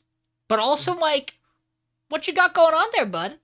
You got some more daggers hidden in there, I think. Mhm. I'm not ready problem. for them. There's another show I'm not ready for daggers in. I talked to Mason about this earlier, but we'll get to that one later. I still can't believe you didn't think it was coming. I knew it was coming. Doesn't mean I have to like it. Any other thoughts on Skip and Loafer this week? I It's enjoyed good. it. They were loafers. They're adorable. I forgot how weird this screenshot looks. The way he's framed in the screenshot is so funny. But my home hero this week. So we pick back up where we left off with, recap of, oh no, I've met his dad. Cut to him going home. Hey honey, I was around. I had this conversation with the guy we killed's dad. Talked about a pet named Cap. I wonder what it could be. And then they go through the corniest conversation to come to the conclusion that Cap Yeah. is short for Captain. And all I can think is, you are better off making it not the password and making it his daughter's name. Please make it his Yes. daughter's name, and they don't do it. Which, you know what? It's fine. It is I was objective. honestly so shocked that that actually You know what? worked. I was too. In all honesty, for the themes of this show, it's probably better it's not, because they do a little bit of this moment where Tetsuo goes, I had never realized that the man I killed was cared about. Yeah. That one hit. It's That a good line scene. hit. It's a good scene. Only to be followed by a couple of other things this episode, which maybe raise some other flags. However, so he gets into the email, Nobuto's email. We'll worry about that later. And then he is, we see father in the car with his right-hand man, and he's like, look, I'm gonna leave the company soon. And he's like, dude, I literally don't know how we're going to be profitable without you. You're like some kind of 30% of our profit margin. you're kind of insane, dude. Which it's really funny because the way the father words it is more like, I'm going to leave this company soon, and this will be the last time I see you because I might put a bullet in your head if you don't find who killed my son. And his response is, you make 30% of our profits. If you leave, the business goes under. What are you talking? Like, he is stone cold not afraid of dying at all next to this man. To which he then receives an email of a video of Nobuto walking in front of a car. Definitely Nobuto, definitely a real video. Don't worry about it. Winky face. To which Nobuto's father has a emotional breakdown in the car that his son might be alive. Boy, have we made some errors, haven't we, Tetsuo? Speaking of, he gets dragged back to the warehouse where he got his shit kicked in the other day. And gets sat down, and everyone's like, "Okay, we think this video might be fake, just cause we can never be too sure. So we're checking it out. We got a guy. He'll get back to us soon." And Tetsuo has this little internal monologue where he goes, "It's okay if they find out it's fake. If something happens to me, my wife has initiated Plan B." She is now eavesdropping into this entire conversation via With this Bluetooth. phone that's inside my hat, inside my bandages that are definitely bandages, Winky Face. That blinky face. And then the one guy goes to the bathroom, and they're just kind of sitting, and Tetsuo does his Tetsuo thing where he just kind of prods for information, and the one guy's like, "Sure, why the fuck not? I'll tell you everything we do." and our boy, and our goon boy, who's been around for a while, gets really... Kyoichi. Yeah, Kyoichi gets really mad. He's like, "What the fuck are you doing, you idiot?" And he's just kind of laughing. He's like, "Dude, if shit goes bad, you're fucked, not me. Deal with it. This guy, we got this guy, laughs. we got this guy on video saying he killed a dude. Peace sign. We're fine." Which I'm really glad about something that comes up about that video later. Yeah, it's afterwards. so funny. Meanwhile, the guy comes back out of the bathroom. He's like, "Hey, I just got contact from our guy. 70% chance the video's fake. Like 76% chance. And you know how we know? The way he walks. Just ain't the same, man. Everybody's got a unique gait to them. And that guy, that ain't Nobuto's walk. So we're gonna go try to figure out where this video's shot." And then Koichi goes, "Hey, I have an idea. We're gonna go check somewhere out," and drags Tetsuo out of like the mobile home they're in. Yeah. And he's like, "What are we doing?" He goes, "We're going to your house. Tell your family to get the fuck out of there. I don't want anyone there but you and me." So he does so. But then come to the house, and he reveals that, "Tetsuo, I know about your plan. Because I was the one who was in your house." And this actually catches Tetsuo off guard, because he didn't fucking know this. So he takes the plant where they decompose the Nobuto's flesh, and makes Tetsuo dump it outside. He's kicking through the dirt, holding his rib still, because gunshot wound still. And Tetsuo is thinking to himself, and he goes, "Oh fuck, there's hair. There's yellow hair. There's blonde hair on the ground. No one in this fucking house has blonde hair. Oh fuck, we're so screwed. Please don't notice it. I should grab it. Wait a minute. No, that's bad. I shouldn't grab it. I'll get caught." Stares into the open door in the house. There's a knife. I could kill him. No, I shouldn't. I can take him. He's wounded. He's wounded. This will only set me into more trouble. Purplish green rainbow background. I should kill him. Meanwhile, the wife shows up. Honey, I'm home. Why are you here? "Oh, well, it's rude to not give our guests any snacks or treats. Get in the house, both of you. Let's go. Here's some coffee. I'm gonna put down 2 cups. Pick whichever one you want. Deal with it." Walks away. Because she has to go do laundry. The two of them both drink the coffee. Both of them go, "Shit, that's bitter." He looks at Tetsuo. Do you normally drink it like this?" He goes, "No, not at all." "Wonder why it's bitter." So they put some milk in it, and then little bit of combo happens, and he goes, "Your husband probably killed a man. I think he's guilty. What do you have to say? I'm the guy who sent people to come beat the shit out of you in your house." And she goes, "Oh, you're the guy who beat the shit out of my husband, huh? I'm gonna call the cops." And he goes, "Oh, really? And what?" "I'm gonna show them this video of him with a dead guy." And she goes, "And you think any reasonable detective's gonna believe that video? You moron, you absolute imbecile." I love that she calls that I'm so out. glad they got called out on She's that, so like, base. She's so so She cool. really is. She's the best The wife character is the best in character in the show, and it's not even close. And then the episode does an odd thing where they both had laxatives spiked in their coffee because, yeah, she kind of couldn't take a bet on one or the other. There was really no good way to do this. And plus, it's more believable if he also has issues. Yeah. So or bad guy or game member runs to the bathroom, and Tetsuo realizes, "Oh shit, I also have to shit. We have a problem. But also, I put this tracking device in. I'm gonna go shit outside by the trash can. Hopefully no one walks up on me. Oh fuck, it's my daughter." She then goes inside and has a brief encounter with our boy, and he goes, "Hey, how you doing? I heard your boyfriend's been missing." Episode cut. This was a good episode. This was a fine episode. The really solid laxative shitting plot point's a little odd. I do like that the Wild. conclusion of it is him going, "I used this bit in one of my novels." what a good wife. She reads my novels. Like She's based. they are so wonderful. There's also that moment where he stops and he's like, when my daughter finds out that I killed her boyfriend, is she going to cry? Is she going to hate me? What is the reaction going to be? Mhm. I don't fucking know anymore. Oh fuck, we're in a bad spot, guy. We have like, this episode is like we've hit peaked, we fucked up.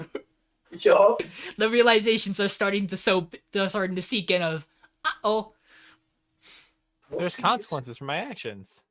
Well. If it isn't the consequences of my own actions. I will give this show credit. It is bouncing back from a really bad first episode fairly well. Because boy, was that first episode not good. Yeah. But, I mean, I genuinely really liked this episode. Like, I thought it was doing a lot of stuff that I enjoyed. That bit where he had the realization of, I didn't think anyone would have cared about him. Oh God, it's hard. There's also a part where the gang's talking and they're like, yeah, we only know this is his private social media account because his girl he has on the side told us it because she knew about it but didn't share it because she didn't think it was relative. It was important enough to bring up. She kind of is getting kind of cocky if, like, no matter how this goes, we might have to get rid of her. And Tetsuo goes, I've been using her. I'm already emotionally manipulating her, and now I might be getting her killed. And she's not a bad person. No, she's just like a byproduct of all those mess. Mm-hmm. They also do the shot where when he is thinking about the fact that like Nobuto has people who care about him and love him, they do the shot where he walks in to the bar with his girl and his dad turns and has a smile on his face. It's like, no, don't do that. They're bad people. He's an abusive boyfriend, dickhead. No, I don't like him. Stop that. I get it. Right? Everybody's a precious child to somebody. I get you have to do this because you yes, I get that you have to do this because you can't just be like, murder good. Yes. But like, I'm glad there is still the moral complication in the show of, yes, you committed murder for an arguably justifiable defense of your daughter's life. Like, you were concerned, you were a panicked father. Whoopsies. You are now involved with the mob. As your punishment, the mafia. Deal with the repercussions of such. This is just all I can think of. It's like snowballing consequences of lies. Yeah. The anime. All I can think of is I saw a post on Twitter the other day of it's a conversation of, you literally killed someone and followed by oopsies. And they're like, this is what you think oopsies is enough to like explain this? They go, whoopsie daisy. Whoopsie daisy. Oopsie whoopsies. Poopsie whoopsie. Whoopsie. Being a Poopsie poopsies. So like this is still at the bottom of power rank towards the bottom of power rankings because like while it is engaging and it is a good episode, it's just the ceiling again is so high comparatively to it that it's like, what do you want from it? What do you want it to do? It's a show that you're like, I want to watch more, but like I want to watch it on my own time. Yeah, like honestly, this is a show, to be fair, that at any point in time it could go.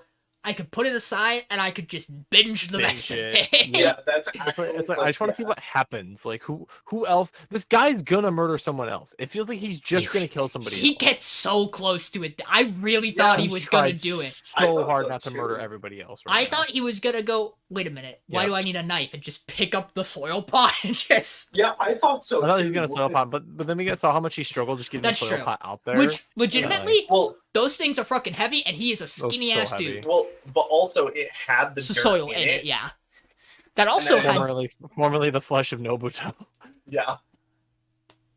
Which again has decomposed surprisingly fast. You know what? Good work. Hey, again, friendly reminder: if you are at all enjoying elements of this, you should go read until our bones rot. I will. I can't express to you how much there is a scene in that manga that viscerally upset my stomach, but also I could not stop reading because you go, what the fuck am I reading? Fair. Oh boy. Speaking of whole boys, hey John, let's talk about this episode of Insomniac. Welcome back to Insomniacs, where you're reminded that, oh yeah, something bad is gonna happen in the show, and I don't like it. We have our former astronomy club member sneaking up on them to try to catch them doing no good, and they're all here just being workaholics like they are. Correction. And he just goes, "Thank you for stopping by." Correction. He is here being a workaholic. She is committing crimes. Hey, can't confirm that. But anyways, they're all just up in the attic. It's very hot because it's the summer. But they're just working on their project for Meteor trying to shower. do their media shower thing. They're like, okay, well, we need a couple things. We need to draw interest. We need to get some posters and stuff. We need to get plans going. And so he's out at his buddy's his shop where he cooks. And he's looking at the pictures and he's looking through and he's like, this one's pretty good. This one's pretty good. God, she's hot. And then his buddy shows up behind him and goes, "Wow, it's a great picture you took of her, huh?" And he goes, "No, I was not doing that. I was just working." And so he brings out some skewers and they're talking. And he's like, "Yeah, that's great. All the pictures you've been taking. You should take some more of her too." Meanwhile, she approaches. Meanwhile, she approaches and they just get teased and she glares at him for staring at the picture. And they're big embarrassed. And they keep talking about taking other pictures, and they're like, well, we need to take another picture for the thing. And she just has this one line where she just goes, "Yes, I would love something to leave a mark of my existence." And you're like, that's ominous and not good and not bad and like very scary. Please don't say those words. And you're like, and then as I'm reminding Mason, there's a hospital in the opening. Oh, we know.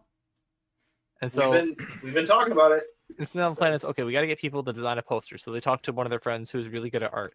And she makes the model for them. So they're like, take your shirt off. And both the girls goes, yeah, because his shirt's off. Hey, John. Goes, on second thought. Hey, John, stop a second. No. Never make that sound again. Continue. Yeah.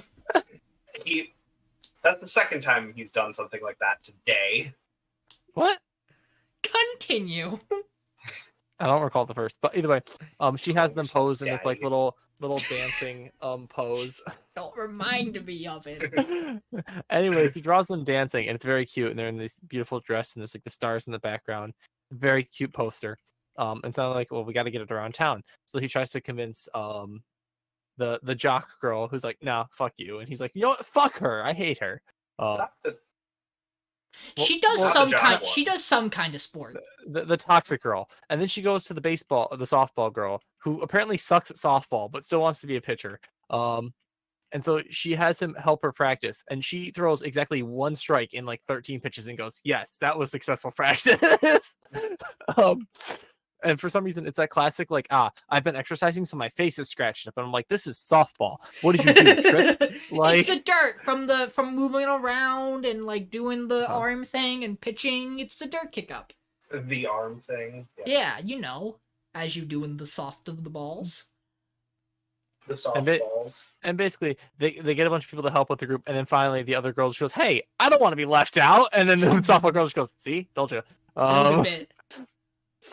Good bit. Manipulation of my friends. I know how. Lastly, they'll meet up at the diner because that's where she works, because she tries hard to help her parents and stuff. They eat the big food on the plate. I forget what it's called, but it always looks so good. The thing they eat in the thing they eat in Tokyo 24th Ward, where she makes fucking monstrous versions of it. Yeah, but that stuff looks so good. Just like a giant grill and just a bunch of smorgasbord food. You have the teacher who's there too, who's base as fuck because she vapes. As Mason would put it. Like me for real though. I will say, thing that upsets me about it is she vapes. You can hear her breathe out the vape, and there is no visible smoke at all. And I'm like, you are a show that has been very good about detail. That bothers me, but you're fine. Yeah, but and then the episode ends with some lighter tones. But Insomniacs it's a good show. I just know it's gonna hurt me, and I'm not prepared. I'm not mentally or morally prepared for this. You ready for me to hurt you especially? No. Hey, we're not getting to this meteor shower with both of these characters. I didn't want to hear that. I didn't want to hear it. I know it's true. And I know it's true, and I said that too when I was watching it. You can ask Mason. And here's my brain reason why. And this is hype. This is just theory from the OP. The OP shot of the hospital is her walking with a bunch of kids, and then it's her older walking in a yukata, Yep. which she would be wearing at the fireworks festival where they're going to advertise. I don't want to hear it, Sean. Sean, you need to stop talking. I don't like it. Which now will lead me into the thing that I told Mason, which was this episode, John, made me feel like I was watching an episode of Angel Beats.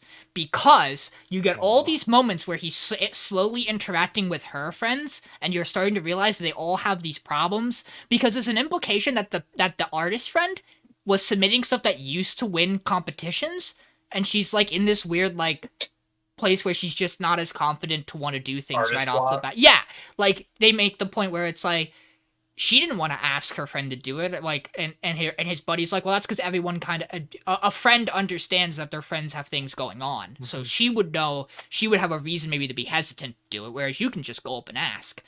And then you get the bit where like you get the bit with the softball player who wants to be good at softball, but She fucking sucks. for me, She really is. for me, what it is how long we're on this softball pitching scene. This lasts for a while.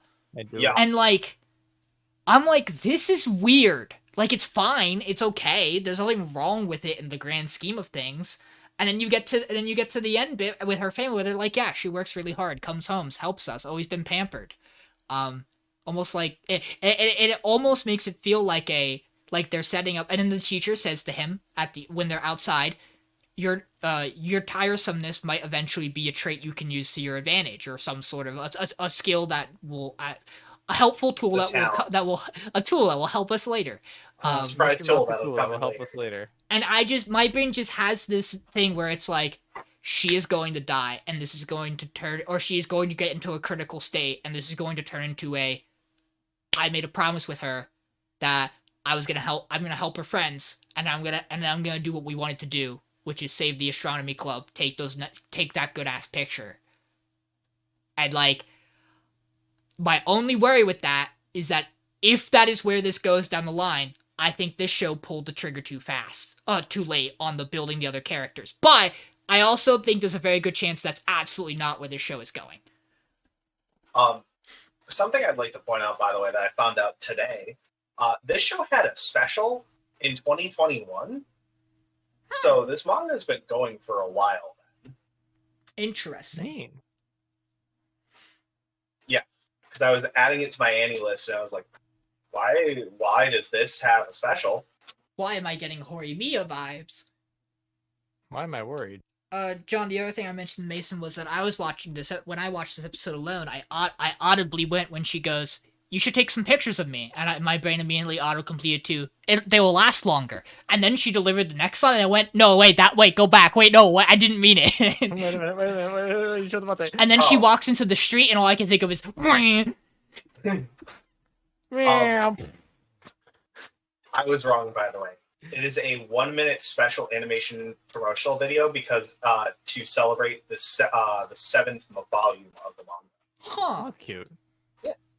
Wonder if anything I love when they do dangerous it. I love when happens they in do the that for 7th mangas. volume.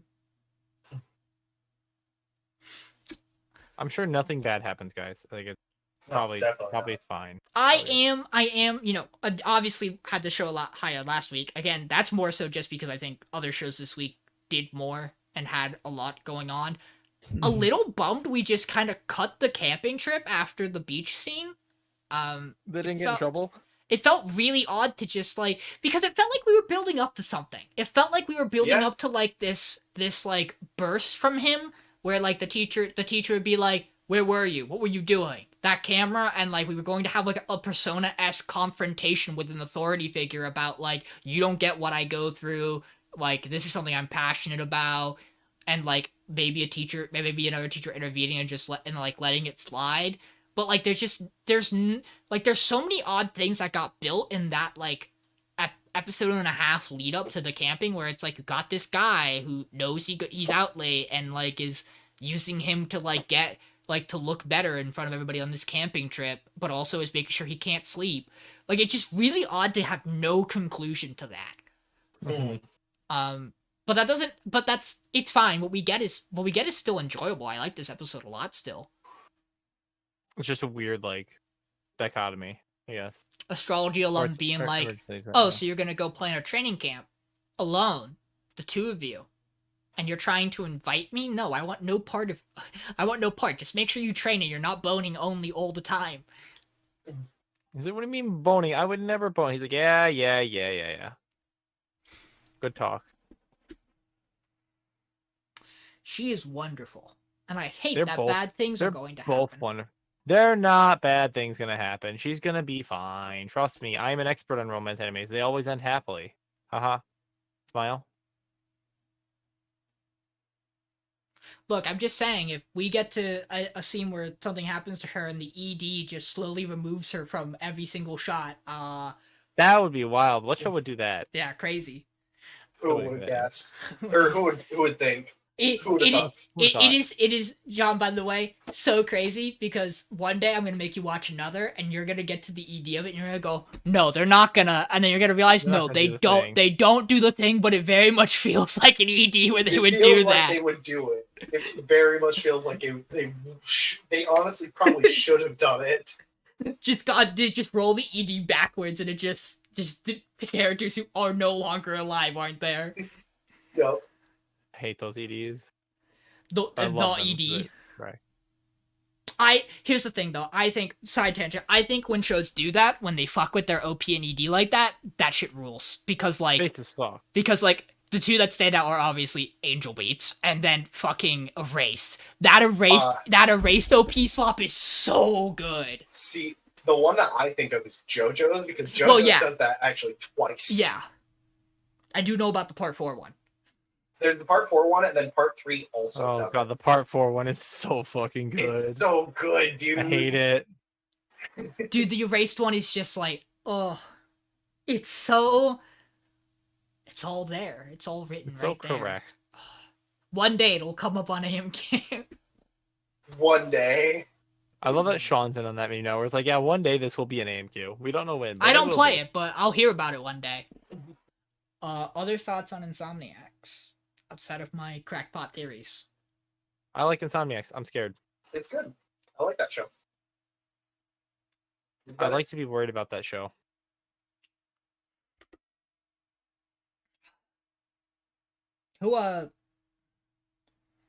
I'll be quite honest with you, I don't really want to talk about this show. So anyone want to do it? You want to do it, Mason? Thank you. I got you. So, Clueless first friend. So we start off, and Nishimura has got pigtails today. Good for her. Big shit. And she runs into Takeda, I believe his name is. Yeah. The main boy. And he's like, "Oh my god, you're so fucking cute. I can't handle it." And then they get to school, and our bully kid is like, "It doesn't suit her at all." And he's just like, "But like, she's so goddamn cute. What are you talking about?" It doesn't suit her, and she's so goddamn cute with it? Damn, she's incredible. She's insane. She's built different. She's just built different.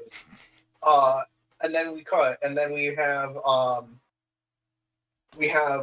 class recollections, and our bully boy goes, "Hey, I think Nishimura wants to do it," and she's like, and then Takeda goes, "I'll do it with her, please. I want to hang out with her."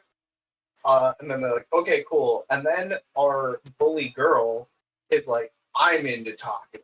I want to do it. I'll be a class rep." And so they're fighting because they can only have 2 class reps. So they start debating on it, and eventually it comes out that Nishimura and I think her name's Kasahara are going to be the class reps instead of Takeda. So that's a thing now. But Takeda is still going to help because of course he does, because he's a good boy. But during them debating on it, they're also talking about, like, Kasahara brings up of like reputation, and they're like, "Well, Nishimura shouldn't be this because she has a bad reputation. She doesn't have any friends." And our boy is just like, "What are you talking about? I mean, fine. She doesn't have friends, and I get it all to myself." Oh, also Hino, because he's also there. And that's basically the episode. And then in the after credits scene, whoa, you're forgetting the whole second half, Mason, where there's a girl who has the crush on Hina on Hiro. Yeah, so there's also the point where I'm sorry, I did forget about that. There's also a point where our girl in glasses who hangs out with Bully No, Girl. wait, I think it's a different girl. I think It's a she's an different girl. It's entirely actually a different different girl. girl. Oh, it's Which entirely is the different. craziest thing. Which is weird I think because she's they an look almost entirely- exactly the same. Yeah, she's an entirely new girl created for this plot point to have a new friend to build out the cast more. Gotcha. Okay. Well, so she comes up to Nishimura and is like, "Hey, can I ask you some advice? Could you do me a favor and ask Hiro or Hino what he wants for his birthday?" And she's like, why?" She's like, "Well, I like it, but it'd be weird if I asked him what he likes." And she's like, "No, it's really not." She's like, "Oh, okay. Well, can you still do it for me? Because I'm anxious and like I don't want to do it." And she's like, and then Hino walks down and she's like, "Ah, boy." And I guess this is the introduction to the new friend. Yeah, her face goes red. And it's like, oh, she likes him, and then they walk Yeah. out. She gets bullied. We run through the whole bit again, which makes the new friend go, ah, he's allowed to call her the Grim Reaper because I Yeah. see makes her blush. Because Got it. they're It's only friends. him. They're friends. Yes. And then they go to the party and Hino gets a hat. Yes. And they're friends. And then the after credit scene after. And then the after credit scene where Kasahara comes up to Takeda and is like, "Hey, are you and Nishimura dating?" He's like, "What?" I don't know what that means. He's like, "I'm 10. What are Okay, you but talking in about?" Japanese. And she's like, "Well, like, have you guys like gone on dates and kissed and stuff like that?" And he's like, "No, I'm 10. And she's like, "Well, then you guys are basically strangers." And he's like, I'm 10. "I'm 10. Emotional breakdown. And so he goes and talks to Nishimura, and he's just like, "We're friends, right? Like, we know each other really well, right?" And she's like, "Yeah." Do you see me as a kid? Yeah. He's like, I'm a "Yeah." kid too. And he's just like, "Okay, cool. We're not strangers. I'm glad to hear it. But, like, also, when we're older, can I kiss you?" And she's like, What? what?" I'm And 10. he's like, Wait, and we're he's like, 10. we're 10. And he's like, "Okay, cool. Anyways, let's go on about our day." And then he had the internal monologue of he's like, "Yeah, we're friends, but like, Why does why my does heart beat beat so fast? so fast when I'm around her?" Doki. Heartbeat fast. The show, the season, and all of them. Doki doki. Gabimaru has a flashback to him meeting his wife. He goes, "Why is my heart beating so fast? Is she trying to kill me?" Huh, So I yeah, sound like that's Clueless. It's fine. It's fine. It's my lowest show because it doesn't do anything, and I'm not gonna lie, Takeda being, "Oh my god, I love you so much, you're so cool, you're the best," got kind of grating at this point. It only goes so long before I'm like, okay, we've got the bit. Here's the thing. Kasahara liking him is also something that was it was apparent they were going to do it the moment they introduced her because she was a girl who looked different, and you're like, okay, we're setting up a rivalry here, and you don't do that unless you're going to make her also attracted. But it doesn't make sense. He transferred to this school. None of Hey, you he might know. run fast. He might run fast. You don't know. You got shady right. Maybe he once vacationed out here beforehand, and he happened to bump into her when her brother died. They're actually childhood friends. But again, it's really setting up to just be a prequel to that show, Mason. I hate it. I hate it so it would be much. so cool. It would be really funny. It would be great, actually. Also, but stop. But like, it just But also doesn't make no. like. The only interaction we know he's had is that he hangs out with Tank Top Dude, who is kind of an enigma at the school. Yeah, Doesn't- he's just some He's He's just a dude. He's just a dude. He's just some guy. He is the dude, And not then, like- just a dude. And then, like, all we know is that, like, people tend to, like him. Like, not Hino or Main Boy. people tend Takeda. Takeda. People tend to like him, but they are like weeded out by the fact that he hangs out with Akane. So it's really weird that like she's like, yeah, no, I was gonna go for him when there was no time in which he wasn't talking to Akane. Like, you were intercepted immediately, gal. I don't know when you had the time to. You You're kinda ran 10. it down, honey. You're 10. When did you figure this out? Summary of this show: You're 10. If they They are 10. I'm 10. if instead of just being like, it's instead of her being like, you're a child, he's like, well, yeah. Is that a bad thing? I love that bit where she's like, yeah, it's a thing that grown-ups do, and he's like, I'm not a grown-up. I do really appreciate the bench conversation with Akane where he's like, do you see me as a kid? And she's like, yes, but also we are kids. What are we getting at here? I'm confused. I'm 10. But no, if 10. honestly, if this episode just ended all those interactions with someone yelling, I'm 10, I would be dead on the floor. But this show is just a nice little slice of life, run through the drill. I think it's maybe interesting and engaging to see if this show does progress past a certain point, because like it almost feels like they have to get older for this show to go somewhere, right? Outside of like everybody else becoming Akane's friends, like the romance plot point I feel like just kind of exists. I don't want a romance plot point in a show about 10-year-olds. I really don't. I don't think it's good. I think it's fine. I just think like you can't do anything with it, right? Like it's like it just sits there. If they kiss, it's kind of weird. Yeah. I'll be honest. That's why. If it's not like on the cheek, it's kind of weird. Like the romance can't really progress like a normal romance, so it's like you're very limited in like the progression of the characters. So the idea And is it makes it so it's just I guess you're trying to play on the cute thing, but like at the same time, it's like that only gets you so much. He can only be dumb for so long. Yes. That Before you're like, I "Please can just do tolerate something." it. Yeah. And like and look, I am sure Michael's going to get back and he's going to talk about how much he still really likes this show, and that is fine. I understand. I don't think it's a bad show. I just think of all the things that I like have an interest in watching, this is probably my lowest. Yeah, The other three romances are just more entertaining. Yeah, they all have something, and I'll talk about like again, Insomniacs doing things that has my attention. I really personally like Skip and Loafer, and when we get to it, I'll talk about why for me Yamada's where it is, despite the fact that I'm not fully on board with like really liking that show. But I'll talk about it because there are things it does that I really like. There's a lot of good things. Yeah, I love that same boat where it's like not fully on board, but it does a lot of really good things that you just can't ignore. I'm surprised you're not fully on board with Yamada. John, we're gonna talk about this. That show is like it's a lot, but like it literally has shots, and I'm sorry, we're gonna talk about this briefly. It literally has shots where it will cut to somebody and it will have written above them happy energy. John, the show's made for you. I mean, you're not wrong, but like at the same time, like listen, there's a lot of good shows. True. Speaking of, this week we all thought pretty good episode, Dead Mount Deathplay.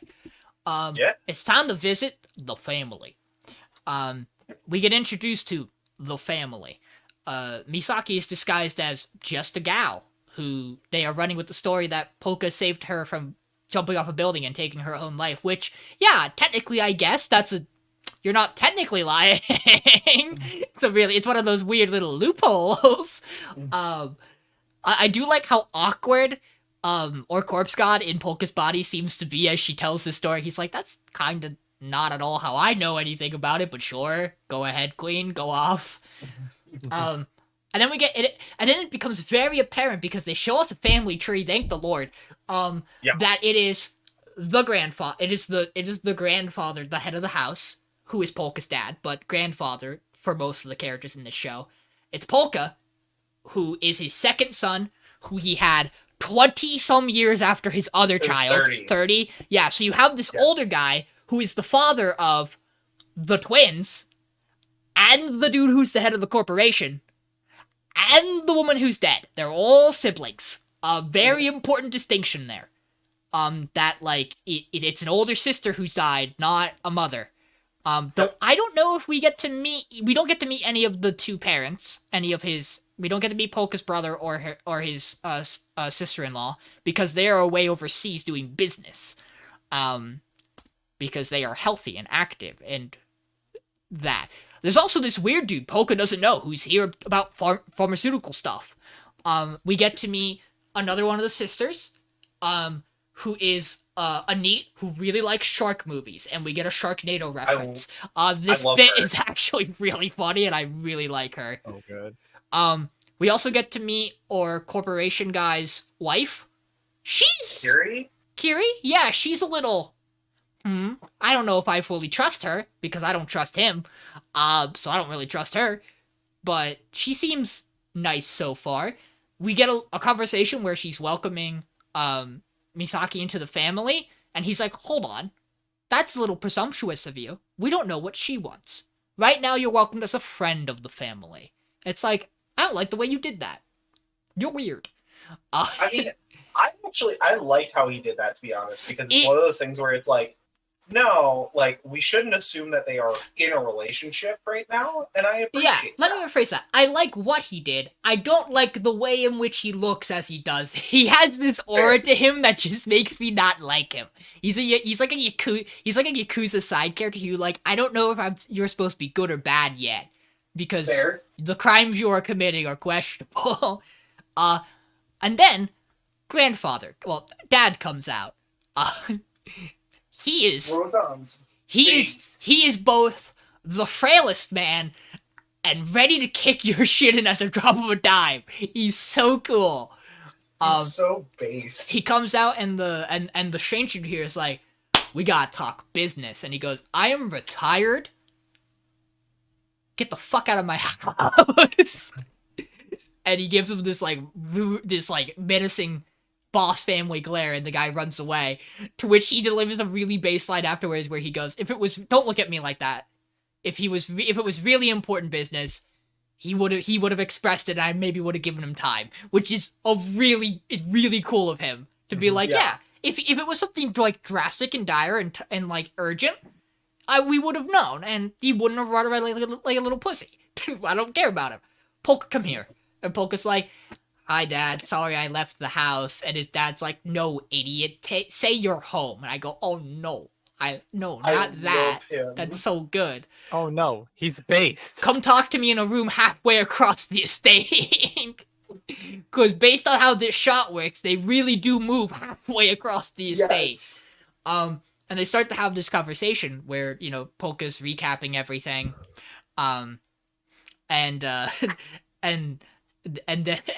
Polka keeps responding with, "Yes, Dad. Yes, Dad. Yes, Dad." And I'm like, something tells me you should have rehearsed. You should have rehearsed a little more. And then his father goes, "So by the way, where's my son?" And he goes, "What are you talking about, Dad? I'm right here." And he goes, "No. What the fuck are you doing? No. I just tell me, like, where's my son currently? And then we'll talk about who you are. I just want to know where my son is." Meanwhile, Polka Shark in the hoodie just kind of downs a little more. And then before anything drastic can happen, fire on the mountain, in the forest, and then in the house. And Polka's like, "Sorry, I gotta go save those kids. Bye." We also do get a little bit of a flashback here about what happened to the older sister. The kids the younger sister of the twins, the sister of the twins, dropped her bag, her little hand purse. And so this older sister ran out to get it and accidentally overheard criminal plans. Whoops. She overheard. I hate when that happens. She overheard. Fire. What's the name? It's the fire-breathing bug. The fire-breathing bug. We'll get to it. Talking to the older pharmaceutical guy about how they're working on this 2-year-long infiltration plan. And it's made very clear that the fire-breathing bug can take people's faces. They then she then gets murdered, and we get this absolutely heart-wrenching, beautifully well done scene of her coming over to the twins and being like, I'm okay, I don't hate you, I love you still, you can't, oh no, you can't, oh no.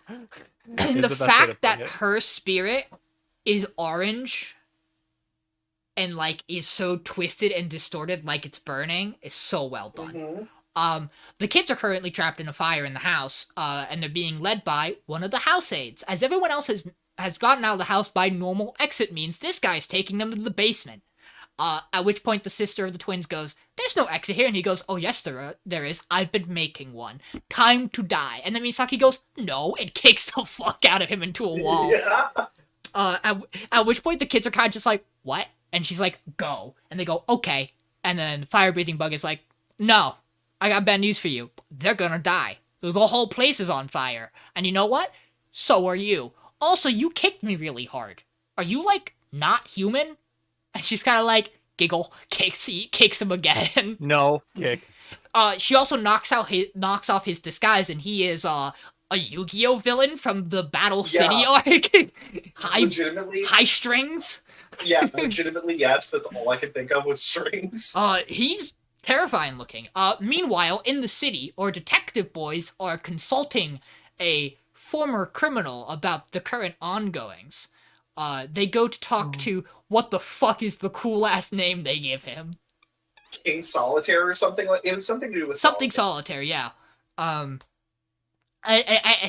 He's just like, "That's a really dumb name you gave me, but you know what? I'm starting to like it." And they start to talk a little bit about the fire-breathing bug and all the messages they leave behind and how, they're pretty sure he was the one responsible for lighting the building on fire. And then we cut away from this conversation because important stuff's going on. While the house is burning, older brother sends his task force to go get the pharmaceutical guy because he's figured it out already. Meanwhile, that guy is just riding along. He's like, "Oh, the fire-breathing bug, and we'll have eliminated everything by now." And then he gets boxed in by 3 vans. And then I saw that. I was like, "This is so sick." And then Celty from Durara rides up on him. Not actually, but might as well be. And Same author. Yeah, and then just punches him in the face, and he wakes up in a basement, handcuffed, tied. Punches him in the face through the glass in the window. I don't think we've met this character yet. We have. It's Kiri. Oh fuck! I didn't realize that. Yeah, it's Takeru's wife. Based. They also have a really dope like Dragon Emporium something bullshit name that they have for their crew, and he's like, "No, I don't know why you call them that. That's dumb. These are just all the people who have ever worked for my family, and I just brought them together because like that makes sense." Mm-hmm. Yeah. Meanwhile, Polka has saved the children. It's cool. It's a rad ass shot. He very. It's a really good line I skipped over where where Corpse God is talking to Polka's dad.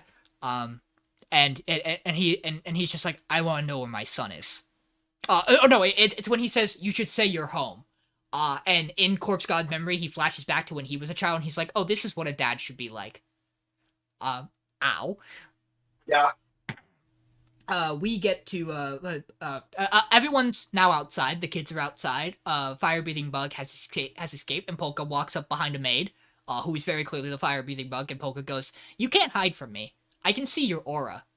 Also, we figured it out, and they do this shot where they flash back to last episode where the kids came in, and how one of the guards who was with them looked over at Misaki like he knew something was clearly up with her, and all I could think of was, "Oh my fucking god, this show's brilliant." Yes. And Polka's like, "I didn't realize it then because I was too focused on the twins and the massive dead spirit that is trying to protect them from your evil ass." And Fire Breathing Bug is like, "Hey, I got bad news for you, kid.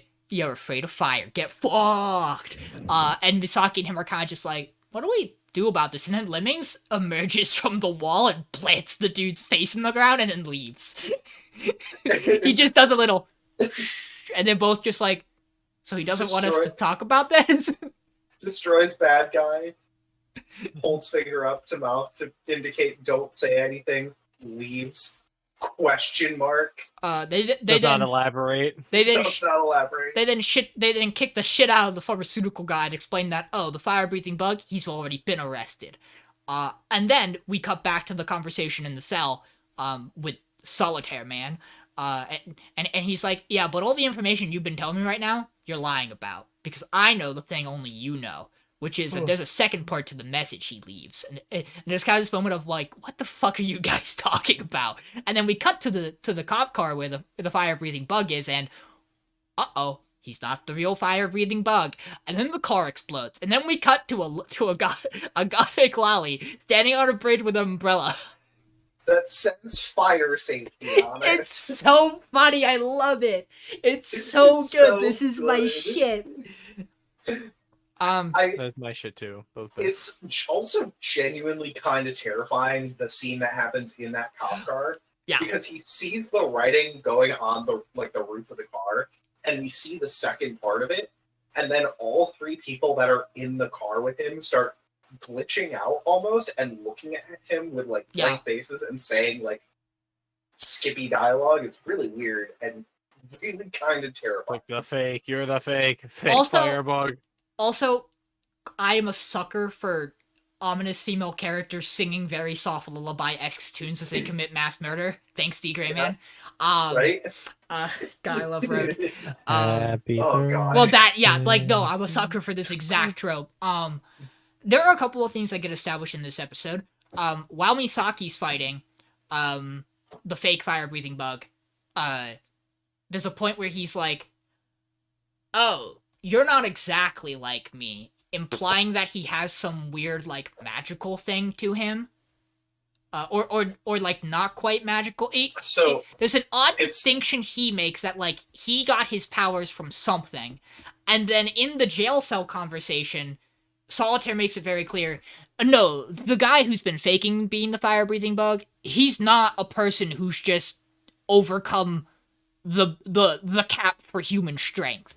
He's not like us. And then it does this weird flash of cards, which is gonna be dope when we run into that more. Mm-hmm.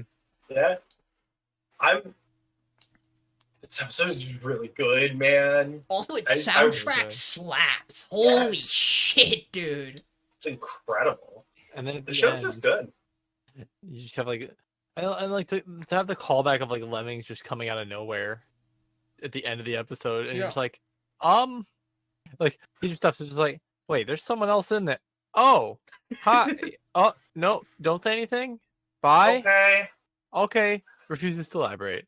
Also Lemmings important. is still like continues to be like one of my favorite characters in the show, though. Also important detail. We have another, presumably member of the family, who is probably kept hidden from most of the family, which is like the grandfather's, the father but grandfather for most cast, like ninja protege who's just hiding under the floor and is like, and it's just like, I'm surprised you didn't just kill that fake polka. And he's like, I am still a father. I cannot just mercilessly kill someone who looks like my son, especially with no answers.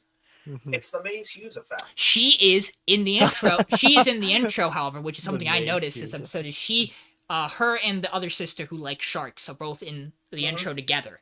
And I was wondering when they were going to come in. I was not expecting this episode. Because I did not think they were going to be related to the family. Yep. This is a wonderful Family. path for this show to go, is to introduce this cast of character. They're all interesting and engaging and unique and fun. I enjoy that they're doing it where they're introducing them kind of piece by piece. Yeah. Where it's like, okay, so we got the introduction to the family with the twins last episode, and now we're going to get most of the family now, and we still have a few others that we have to get to. But I like that we're doing it this way, Also, where it's not like overloading us. yeah, also old ill man who walks out and just go, and everyone goes, "Are you okay?" And he goes, "Oh no, today's a good day." And then proceeds to whip out his sword later in conversation with the person he thinks has stolen his son's body and or is impersonating him. It's so dope. He's so It's cool. so good. I He's a good love character. Rosen. Rosen's great. He's a problem. I don't even know if he's a problem, to be honest. Like I have no it idea. seems like I don't even think the guy who runs the company, Takeru, is a problem, to be honest. I feel like it was like he had some dealings at first that were making him seem shady, but it's just the idea of, oh, we're protecting the family. It also seems like they're on the same page to a degree. The thing that makes him feel odd is his dynamic with the twins, right? Yeah. Like, I think it's meant to almost make you feel going into this like he is the reason that the sister died, but that's very much clearly not the case. Exactly. And that was what I was worried about at first. And then they showed that it's very clearly not him. And I was like, oh, But I don't really have a reason to be worried about you now. It does make me wonder if he's the one who put the hit on Polka and why, or if he's not, and that he was investigating it for that reason, which is why he's interested in why Misaki's with Polka now, is that he knew that was the hit that was going to happen. But if he had reason to know or suspect that his uncle was going to be assassinated, you would think he would have just sent Lemmings to not let that happen. Yeah. Like there's a lot that we still don't know, which is really cool about this show. Like we get to unravel, certain parts, and I do like that the show hasn't given up on like the old setting yet. Like we're still kind of pulling some things for the Corpse God, which is not like I'm glad he's not just become Polka. It's a very nice and clear distinction between them. But I do agree, like your point where it's like Polka should have been a little bit more prepared to talk with this father figure who's clearly very important and very powerful. I mean, to be fair, it seemed like they literally had one night. They had to brief him on all the relevant things, which was, here are all of your family. Please know their names and what they do, and who you should maybe be a little bit cautious around. Mm. And you know what? They got the gist of it. They also might have prepped him more to talk to his brother than they did his father. If you know that the father's ill, you might expect the brother to be the big shot you have to talk to, and they're just gone overseas. Mm. The fact that they don't show us his face is interesting. They cover the brother's face, and like we have no idea what the wife looks like. I'm very curious about everything. I imagine the wife has to have the red hair because, probably, dear God, because it seems like most of the kids have their mother's hair color. The only exception probably being is if that ninja character is is also family related. She might be like the oldest son's firstborn, or like something along that lines, because she has his hair color is more what it seems, or it could be from a third child. It could be from a third mother. Who knows? It's a big family. Never know. Yeah. Could also just be an orphan he picked up on the street one day. I could see it. Yeah. Wouldn't put it past this guy. He seems pretty based. I'm super excited about the fact knowing that the show is going for a second core too has me really interested. I'm like, you're doing a lot. I'm like, you're gonna have time to build, and you know what? It's going well. Even if this doesn't wind up making it the top 3 this season, which at this point, who knows? It's really gearing up. I'm absolutely down to follow this on my own, probably, because this is slowly becoming exactly my shit, and God, this OP fucking rocks. Isn't it getting 2 cores too? Yeah, it's getting 2 cores. Split core, yep. Sweet. Always love a good show that is getting more content. Like, John, your ability to not listen is incredible sometimes. It is. Because Sean literally just finished the conversation about how it was getting 2 cores. Listen. I think it's funny at this point. I love it. I can function at a high level when it comes to being a nurse. Talk to us about Yamada. Okay. So in Yamada-Kun this week, we had an episode which focused around our main girl and Runa-chan again, where we've resolved the prank. They're still fighting in the family because she got scolded pretty harshly. But Akane is the goat, and she's like, it's fine. It's whatever. She's a kid. Come hang with me, child. And so Runa's like, it focuses mostly on Runa in this weird perspective in the first half, where it's like, Runa's very pampered. She's been very spoiled, which led her to believe that she deserves to be spoiled. So she's fine with her friends online. She doesn't really understand how to make friends in public, and she's only been surrounded by hot guys, basically, and her brother and Yamada. So she has high expectations for men, too. So she really just sees other men as derpy doodle bob drawings. And so recently, her interaction with Akane goes, this is a new person, which is nice because I like people that pamper me. But she doesn't do that. And I don't know how I feel about that. But she's a nice person.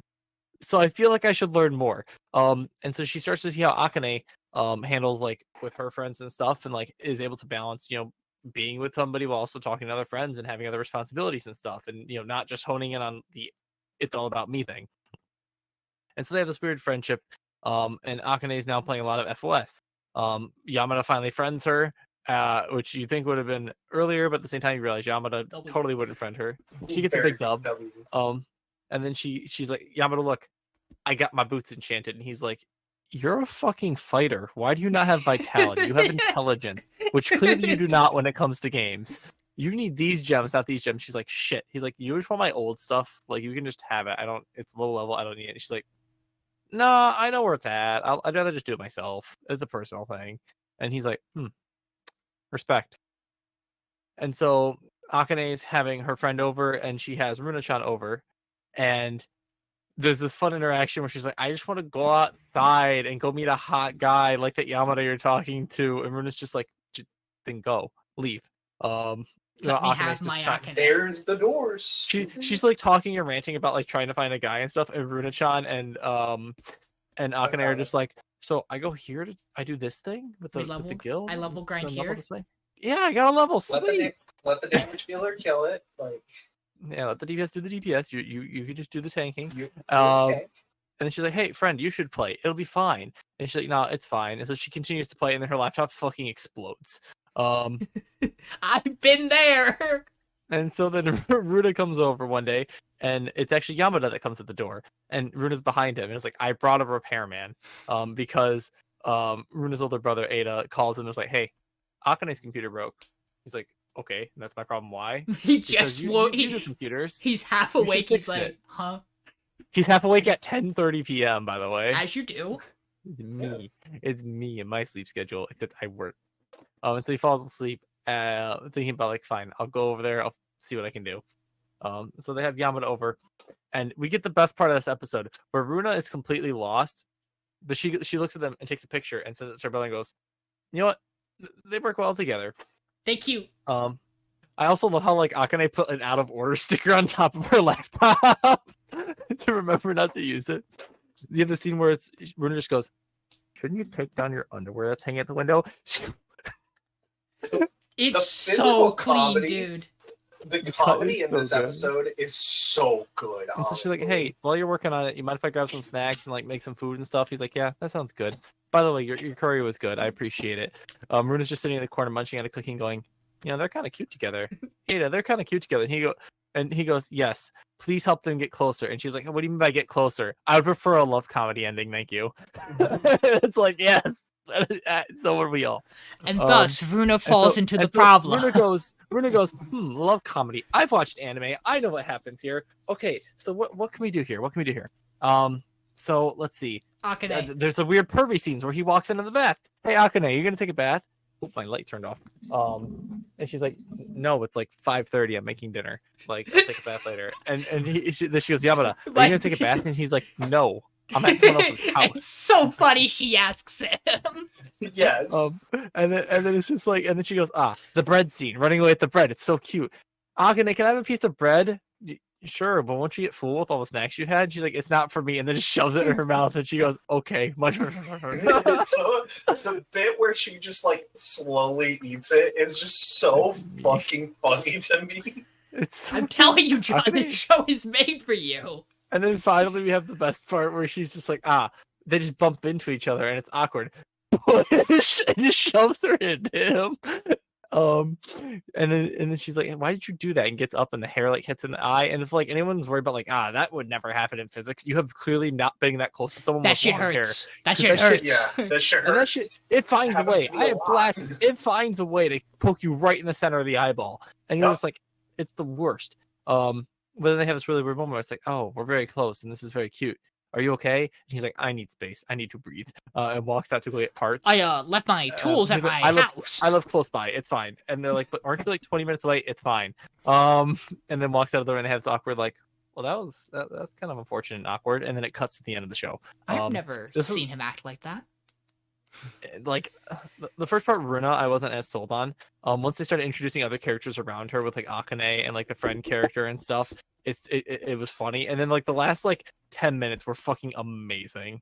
Like once Yamada came over, it was just fucking everything was so funny to me. And the reason why I say the show is like lower for me is because like I don't know if it does feel like a show where it's like the comedy is so good when it is, but for me like it's one of the weird things where it's like Skip and Loafer I feel like and Insomniacs have better like overarching plot, that help support like the shows. Whereas this one is just like it has these moments where it's just like I'm legitimately laughing out loud, and so it's weird. This is It's very weird. slow. It's Yeah. very slow, and it has like it builds up for those moments that just kill you. Right? But I also don't don't know what it's doing yet. I don't know what it wants out of these characters, which I think is a hesitation for It me. wants a slow burn romance, probably. That's what it feels like. Yeah. One thing that got me in this episode, and I know it's like a weird thing to fixate on, but it's actually in the screenshot, is like they'll do the like chibi or like blank expression things, I love it. but they'll So put good. their mouth in them, which is like Yeah. such an odd thing, but it works really well in this specific yeah, episode, I- and I really liked it. I love their little emotion bubbles they have. Yes.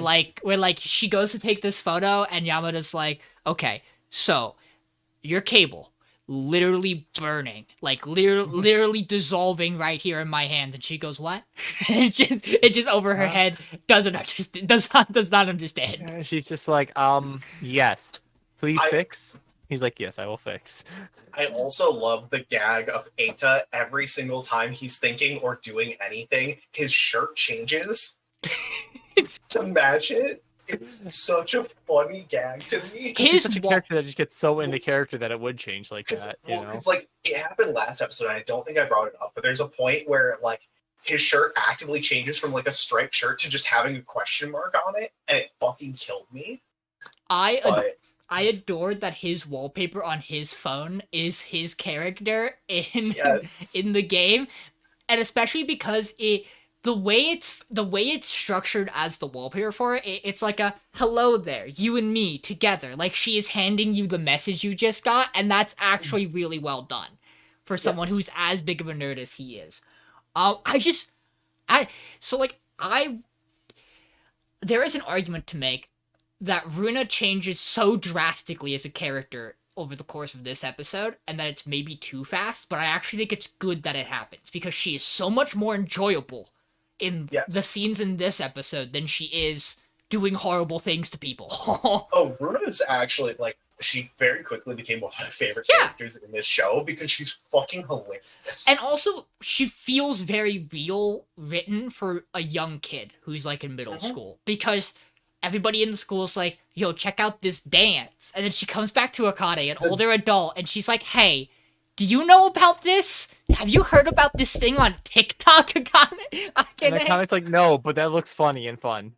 God, What if we the did bit it where- what if we did it in the street like the this? bit where they're in the So street and funny. she's just like, "Hey, come on, let's do that dance. It's like this, right?" And she's like, "No, it's like this." That But no, killed me. We're not doing that. It's like It Akane's just great. it feels like She's Akane's got a she's little right about dog it now, and it's stupid. just Runa I- just in the corner, I- like I She's love got a little their, Akane is what she has, and it's a problem. like their relationship, how it's grown in these past two episodes is like it's really good. and I really enjoy. And I stand by the fact that I think one of the core reason it works so well is that, like I said, Akane is an adult, and it works. It's like she is acting like one. She's an older figure who has insight on situations these characters don't understand yet, and it's really nice to have her bounce with the other rest of the cast like that. It just sucked that when her ex was in the picture, she was not a person. She was she had one thing. And I really like the fact that she's diversified in that regard. Also, it is made clear here she's at least like a year or so into college, because the way they talk have about the her. ages confirmed, I think. It's Yeah. like she's like 21, Ada's 20. No, she's 20, Ada's like 19, and then Yamada's Yeah. 17. Yeah, because Yeah, I was gonna say Like she's like I think she's 2 years in. Ada's like 1 year into college, Yeah. and then Yamada's in his last year of high school. because we get the line in this episode where he's like, "How long have you had this computer?" And she's like, "I got it when I got into college," which you wouldn't say if you had just started college. You'd be Yeah. like, "I got it at the start of the year." Like, Me with my old computer. but like that is a line specifically to tell you, oh, okay, she's a little bit, the ways in. Another moment I absolutely adore is when they're talking and Yamada's like, yeah, the curry was really good. I forgot to bring back the containers because I literally just thought about it right now. Sorry. And then Buddha's in the background and it's just above her head as she's on her phone. Curry? Question mark. Yep. Curry? I want curry. Like she's literally just small little gremlin chilling out in Akane's room with other people, and It's I great. love it. She's great. Runetron has really grown on me because when you first meet her, you're like, oh boy, she's just gonna be the problem character. And like now that she's like just a part of the cast, you're like, okay, she's just gonna be the one that gets manipulated into doing stupid things with Akane, and I'm kind of for it. Yep. It's very similar to last week's episode of Deadmount, where you get to meet the girl of the twins, and she's like really like she acts really tough and imposing and like a threat, and then Polka's just like hug and she crumbles. Like Yeah. that it's the same kind of character type of like, Same energy. I'm the tsundere. I hate you. I don't like you. You show me affection or no crumble. I'm a baby. Protect. Mhm. I'm interested to see if this show ever does anything further with the game. Like really does like a game heavy episode where like we really see the game itself. Which if it doesn't, it's fine. I don't think it'd be a bad thing if it never does that. But I also think it'd be neat to like get a little bit of the game. Mm-hmm. I mean, we're getting bits and pieces of the game, but like the game obviously isn't the focus. They seem like they're which I'm building fine it with. more as like this will be like the more Akane's getting into the game and understands it, the more that like Yamada also is starting to realize things about her. Mm-hmm. I also do like that he winds up showing up to her apartment, expecting to probably fix like a full ass PC, and he's like, "Oh, it's a laptop. Okay, Yeah. this should not It's be like, as oh, bad." I understand the issues, but also I could probably figure this out. Also, hi, as someone who once owned a laptop that did indeed have its power button combust into flames on while I was using it. Yeah, no, this happens. I mean, eventually, if you work a computer too much and it doesn't have cooling, it will break. That's one of the issues my computer actually had when I first got it. Is like the cooling wasn't set up right, so it didn't like register to turn on the fans because of like how the liquid cooling worked. Because it was like registering the cooling as like a fan, and so like the limiter wasn't low enough, so my computer was just like overheating constantly. Very cool. And that was very scary because it's like new computer going to explode. But I think the show does a lot of good things with like characters and with like they're gamers. Basically, is how I describe it. Like where it's like they actually feel like they're gamers. If that makes sense. Yeah, by the way, thing I totally wanted to bring up, every transition and cut and just the way they do scenes in this show is so damn good. Like that on a completely another level. I love this show for how it is on like a on like a produced level, directed, like how it displays different things throughout it. It's one of those odd things where it's like I think this is an incredible show. It's just not for me, I think. At least it's That kind of makes how I'm sense. feeling. Like I enjoy what I watch, but like I'm not super on board or hyped for it. Like there is a world where there is someone who really, really likes exactly what this is doing, and this is the perfect show because of like it's also at a high. Like it doesn't look bad. It's not like a bad animation style. It's a unique, interesting animation style that still looks really pretty. Um, this is kind of the thing that Madhouse does is they pick very interesting or particular styles. They don't really do like the super nice like Kyoto or like very like very very polished Make you foldable. Mappa kind of character design either or like very grit wit studio design. Like this like Madhouse tends to pick like very stylistic for what they're doing. But like there's like a cut in this scene where I don't remember what we get to, but it's the cut that goes to when Yamada knocks on the door. That cut's incredible. Where I think it goes from his bedroom to the door. And that cut's great. He might open his bedroom door and it cuts to her pulling hers open is what it is, I think. But this show does really cool stuff with that, and like the way it overlays different color stuff. It reminds me a lot of Horimiya in that regard of how like it overlays color and really plays with it in different scenes. Mm-hmm.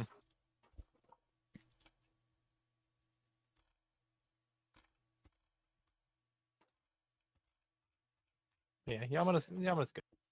That was good. Mm.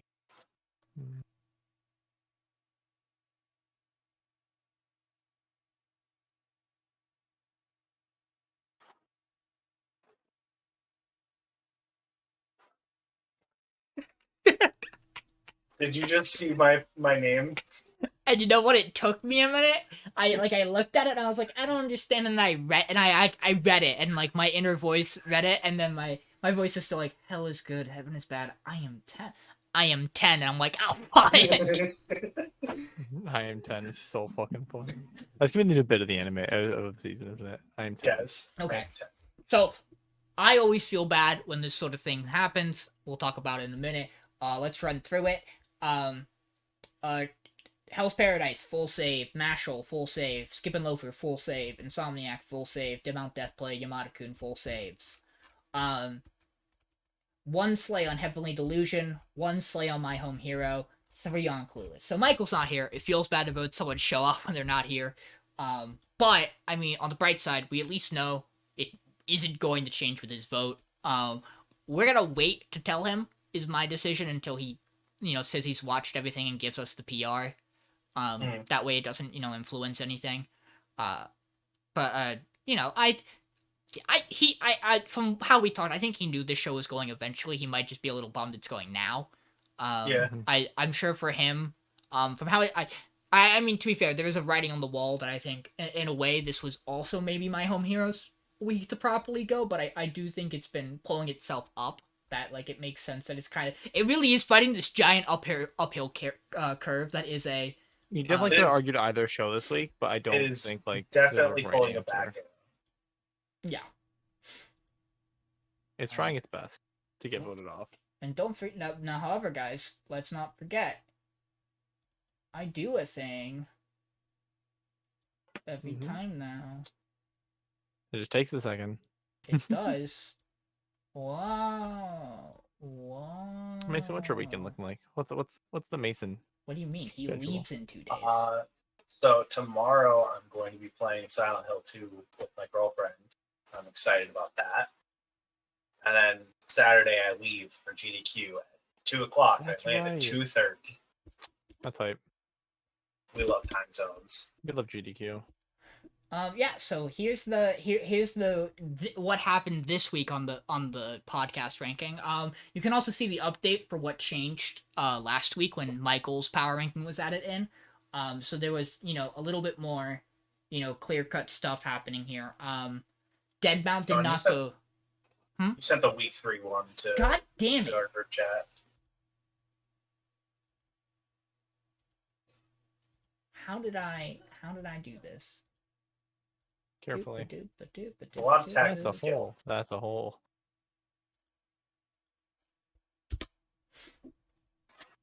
There, that should be right. Yep. So, Deadmount did not climb nearly as high once Michael's stuff came in. Insomniac gained a little bit extra ground in terms of on a technical score level, and Clueless didn't drop nearly as far where Michael's opinion came in from last week. This week, again, I imagine we might see, depending on how high Michael winds up putting Clueless, whether or not, there's a chance he also might think it's the week for it to go. Who knows? I think it'll probably be My Home Hero tie, if I had to guess. We'll have to see, because these are just like the weekly close. averages. Yeah, this is the weekly average. Yeah, so Huh. This is not the overall one. So yeah, I mean, based on all 3 of us, it was pretty apparent it should probably have gone based on how we all had it as the bottom show. I'm not too surprised. Like I said, huge drop for Heavenly Delusion. On a week, on this week-to-week level. Basis, Yamada, big jump. Deadmount, Insomniac. Enough equally big drop for Insomniacs for a show that we were all kind of like, yeah, it was still good. I mean, and really the big thing for that is just stuff shuffled around, right? That's all it really was. Yeah, baby, Mashle's been consistent, baby. It stays right on that line. And now let's do another little. We got the other one. And I will go and also post that one with a spoiler tag. Spoiler tag type. Just so Michael doesn't get immediately bombarded with it if he doesn't want to be. So yeah, this is the overall collective, if you count every single week where we're at. My Home Hero, again, really fighting to climb out of its slump. Holding the line. Like, it's just It's again gonna be really funny because we're gonna have just another italics show of My Home Hero upset not going out a week before it probably should, based on data at least. Based on number. A much more clearer divide for Deadmount and Yamada. Mashle again riding that 5th place line the entire way through the season seems to be its goal. No, interesting enough, no real change for Skip and Loafer and Heavenly Delusion despite the massive drop we had in the week, but that's just because Heavenly Delusion had such a high set from some of us going into it. What I will say is, since I have like actual number, the distance between Heavenly Delusion and stuff like Mashle, Deadmau is a lot closer, and its distance between like 2 Skip and Loafer is actually kind of far now. That in mind, Hell's Paradise and Insomniacs are literally just like bop bop bop bop bop bop, Yeah. just depending on the week, which I think is a really interesting thing to see. I think this is all really. I think this stuff is cool to see. I'm glad that to be able to do it. Numbers are fun. Numbers are fun. It just means we can get even more upset when the finale happens and the 3rd best show walks out on top. Every time. That would baby. never happen. That would never happen, Sean. No, I couldn't think of at least 7 examples. 7's a lot. I don't know if you could think of 7 examples. I've been on this podcast a long time. Understandable. But 7's a lot. That's a big number. But either way, Almost 2 years worth. Yeah. Either way, thank you for joining us. Clueless is going off this week. I'll have stuff updated once I get stuff from Michael. We will. Mason will have stuff for me for next week, but it'll be a different set of 3 here. And what, Mason? Are you only gonna miss 1 week or 2? I'll only miss 1 week. Okay, and then John, are you missing the week after? I'm not missing anymore. I don't think. Okay. I thought there was maybe. Until, I thought there was maybe a time where you were gonna miss. That's not gonna be until I go up north in July. So. Nice. I also at some point I'm really hoping we're going to end before my stuff in July kicks. I'm not sure exactly where we're going to end. Because we got 4 weeks in June, which will set us to the 8th episode. We literally might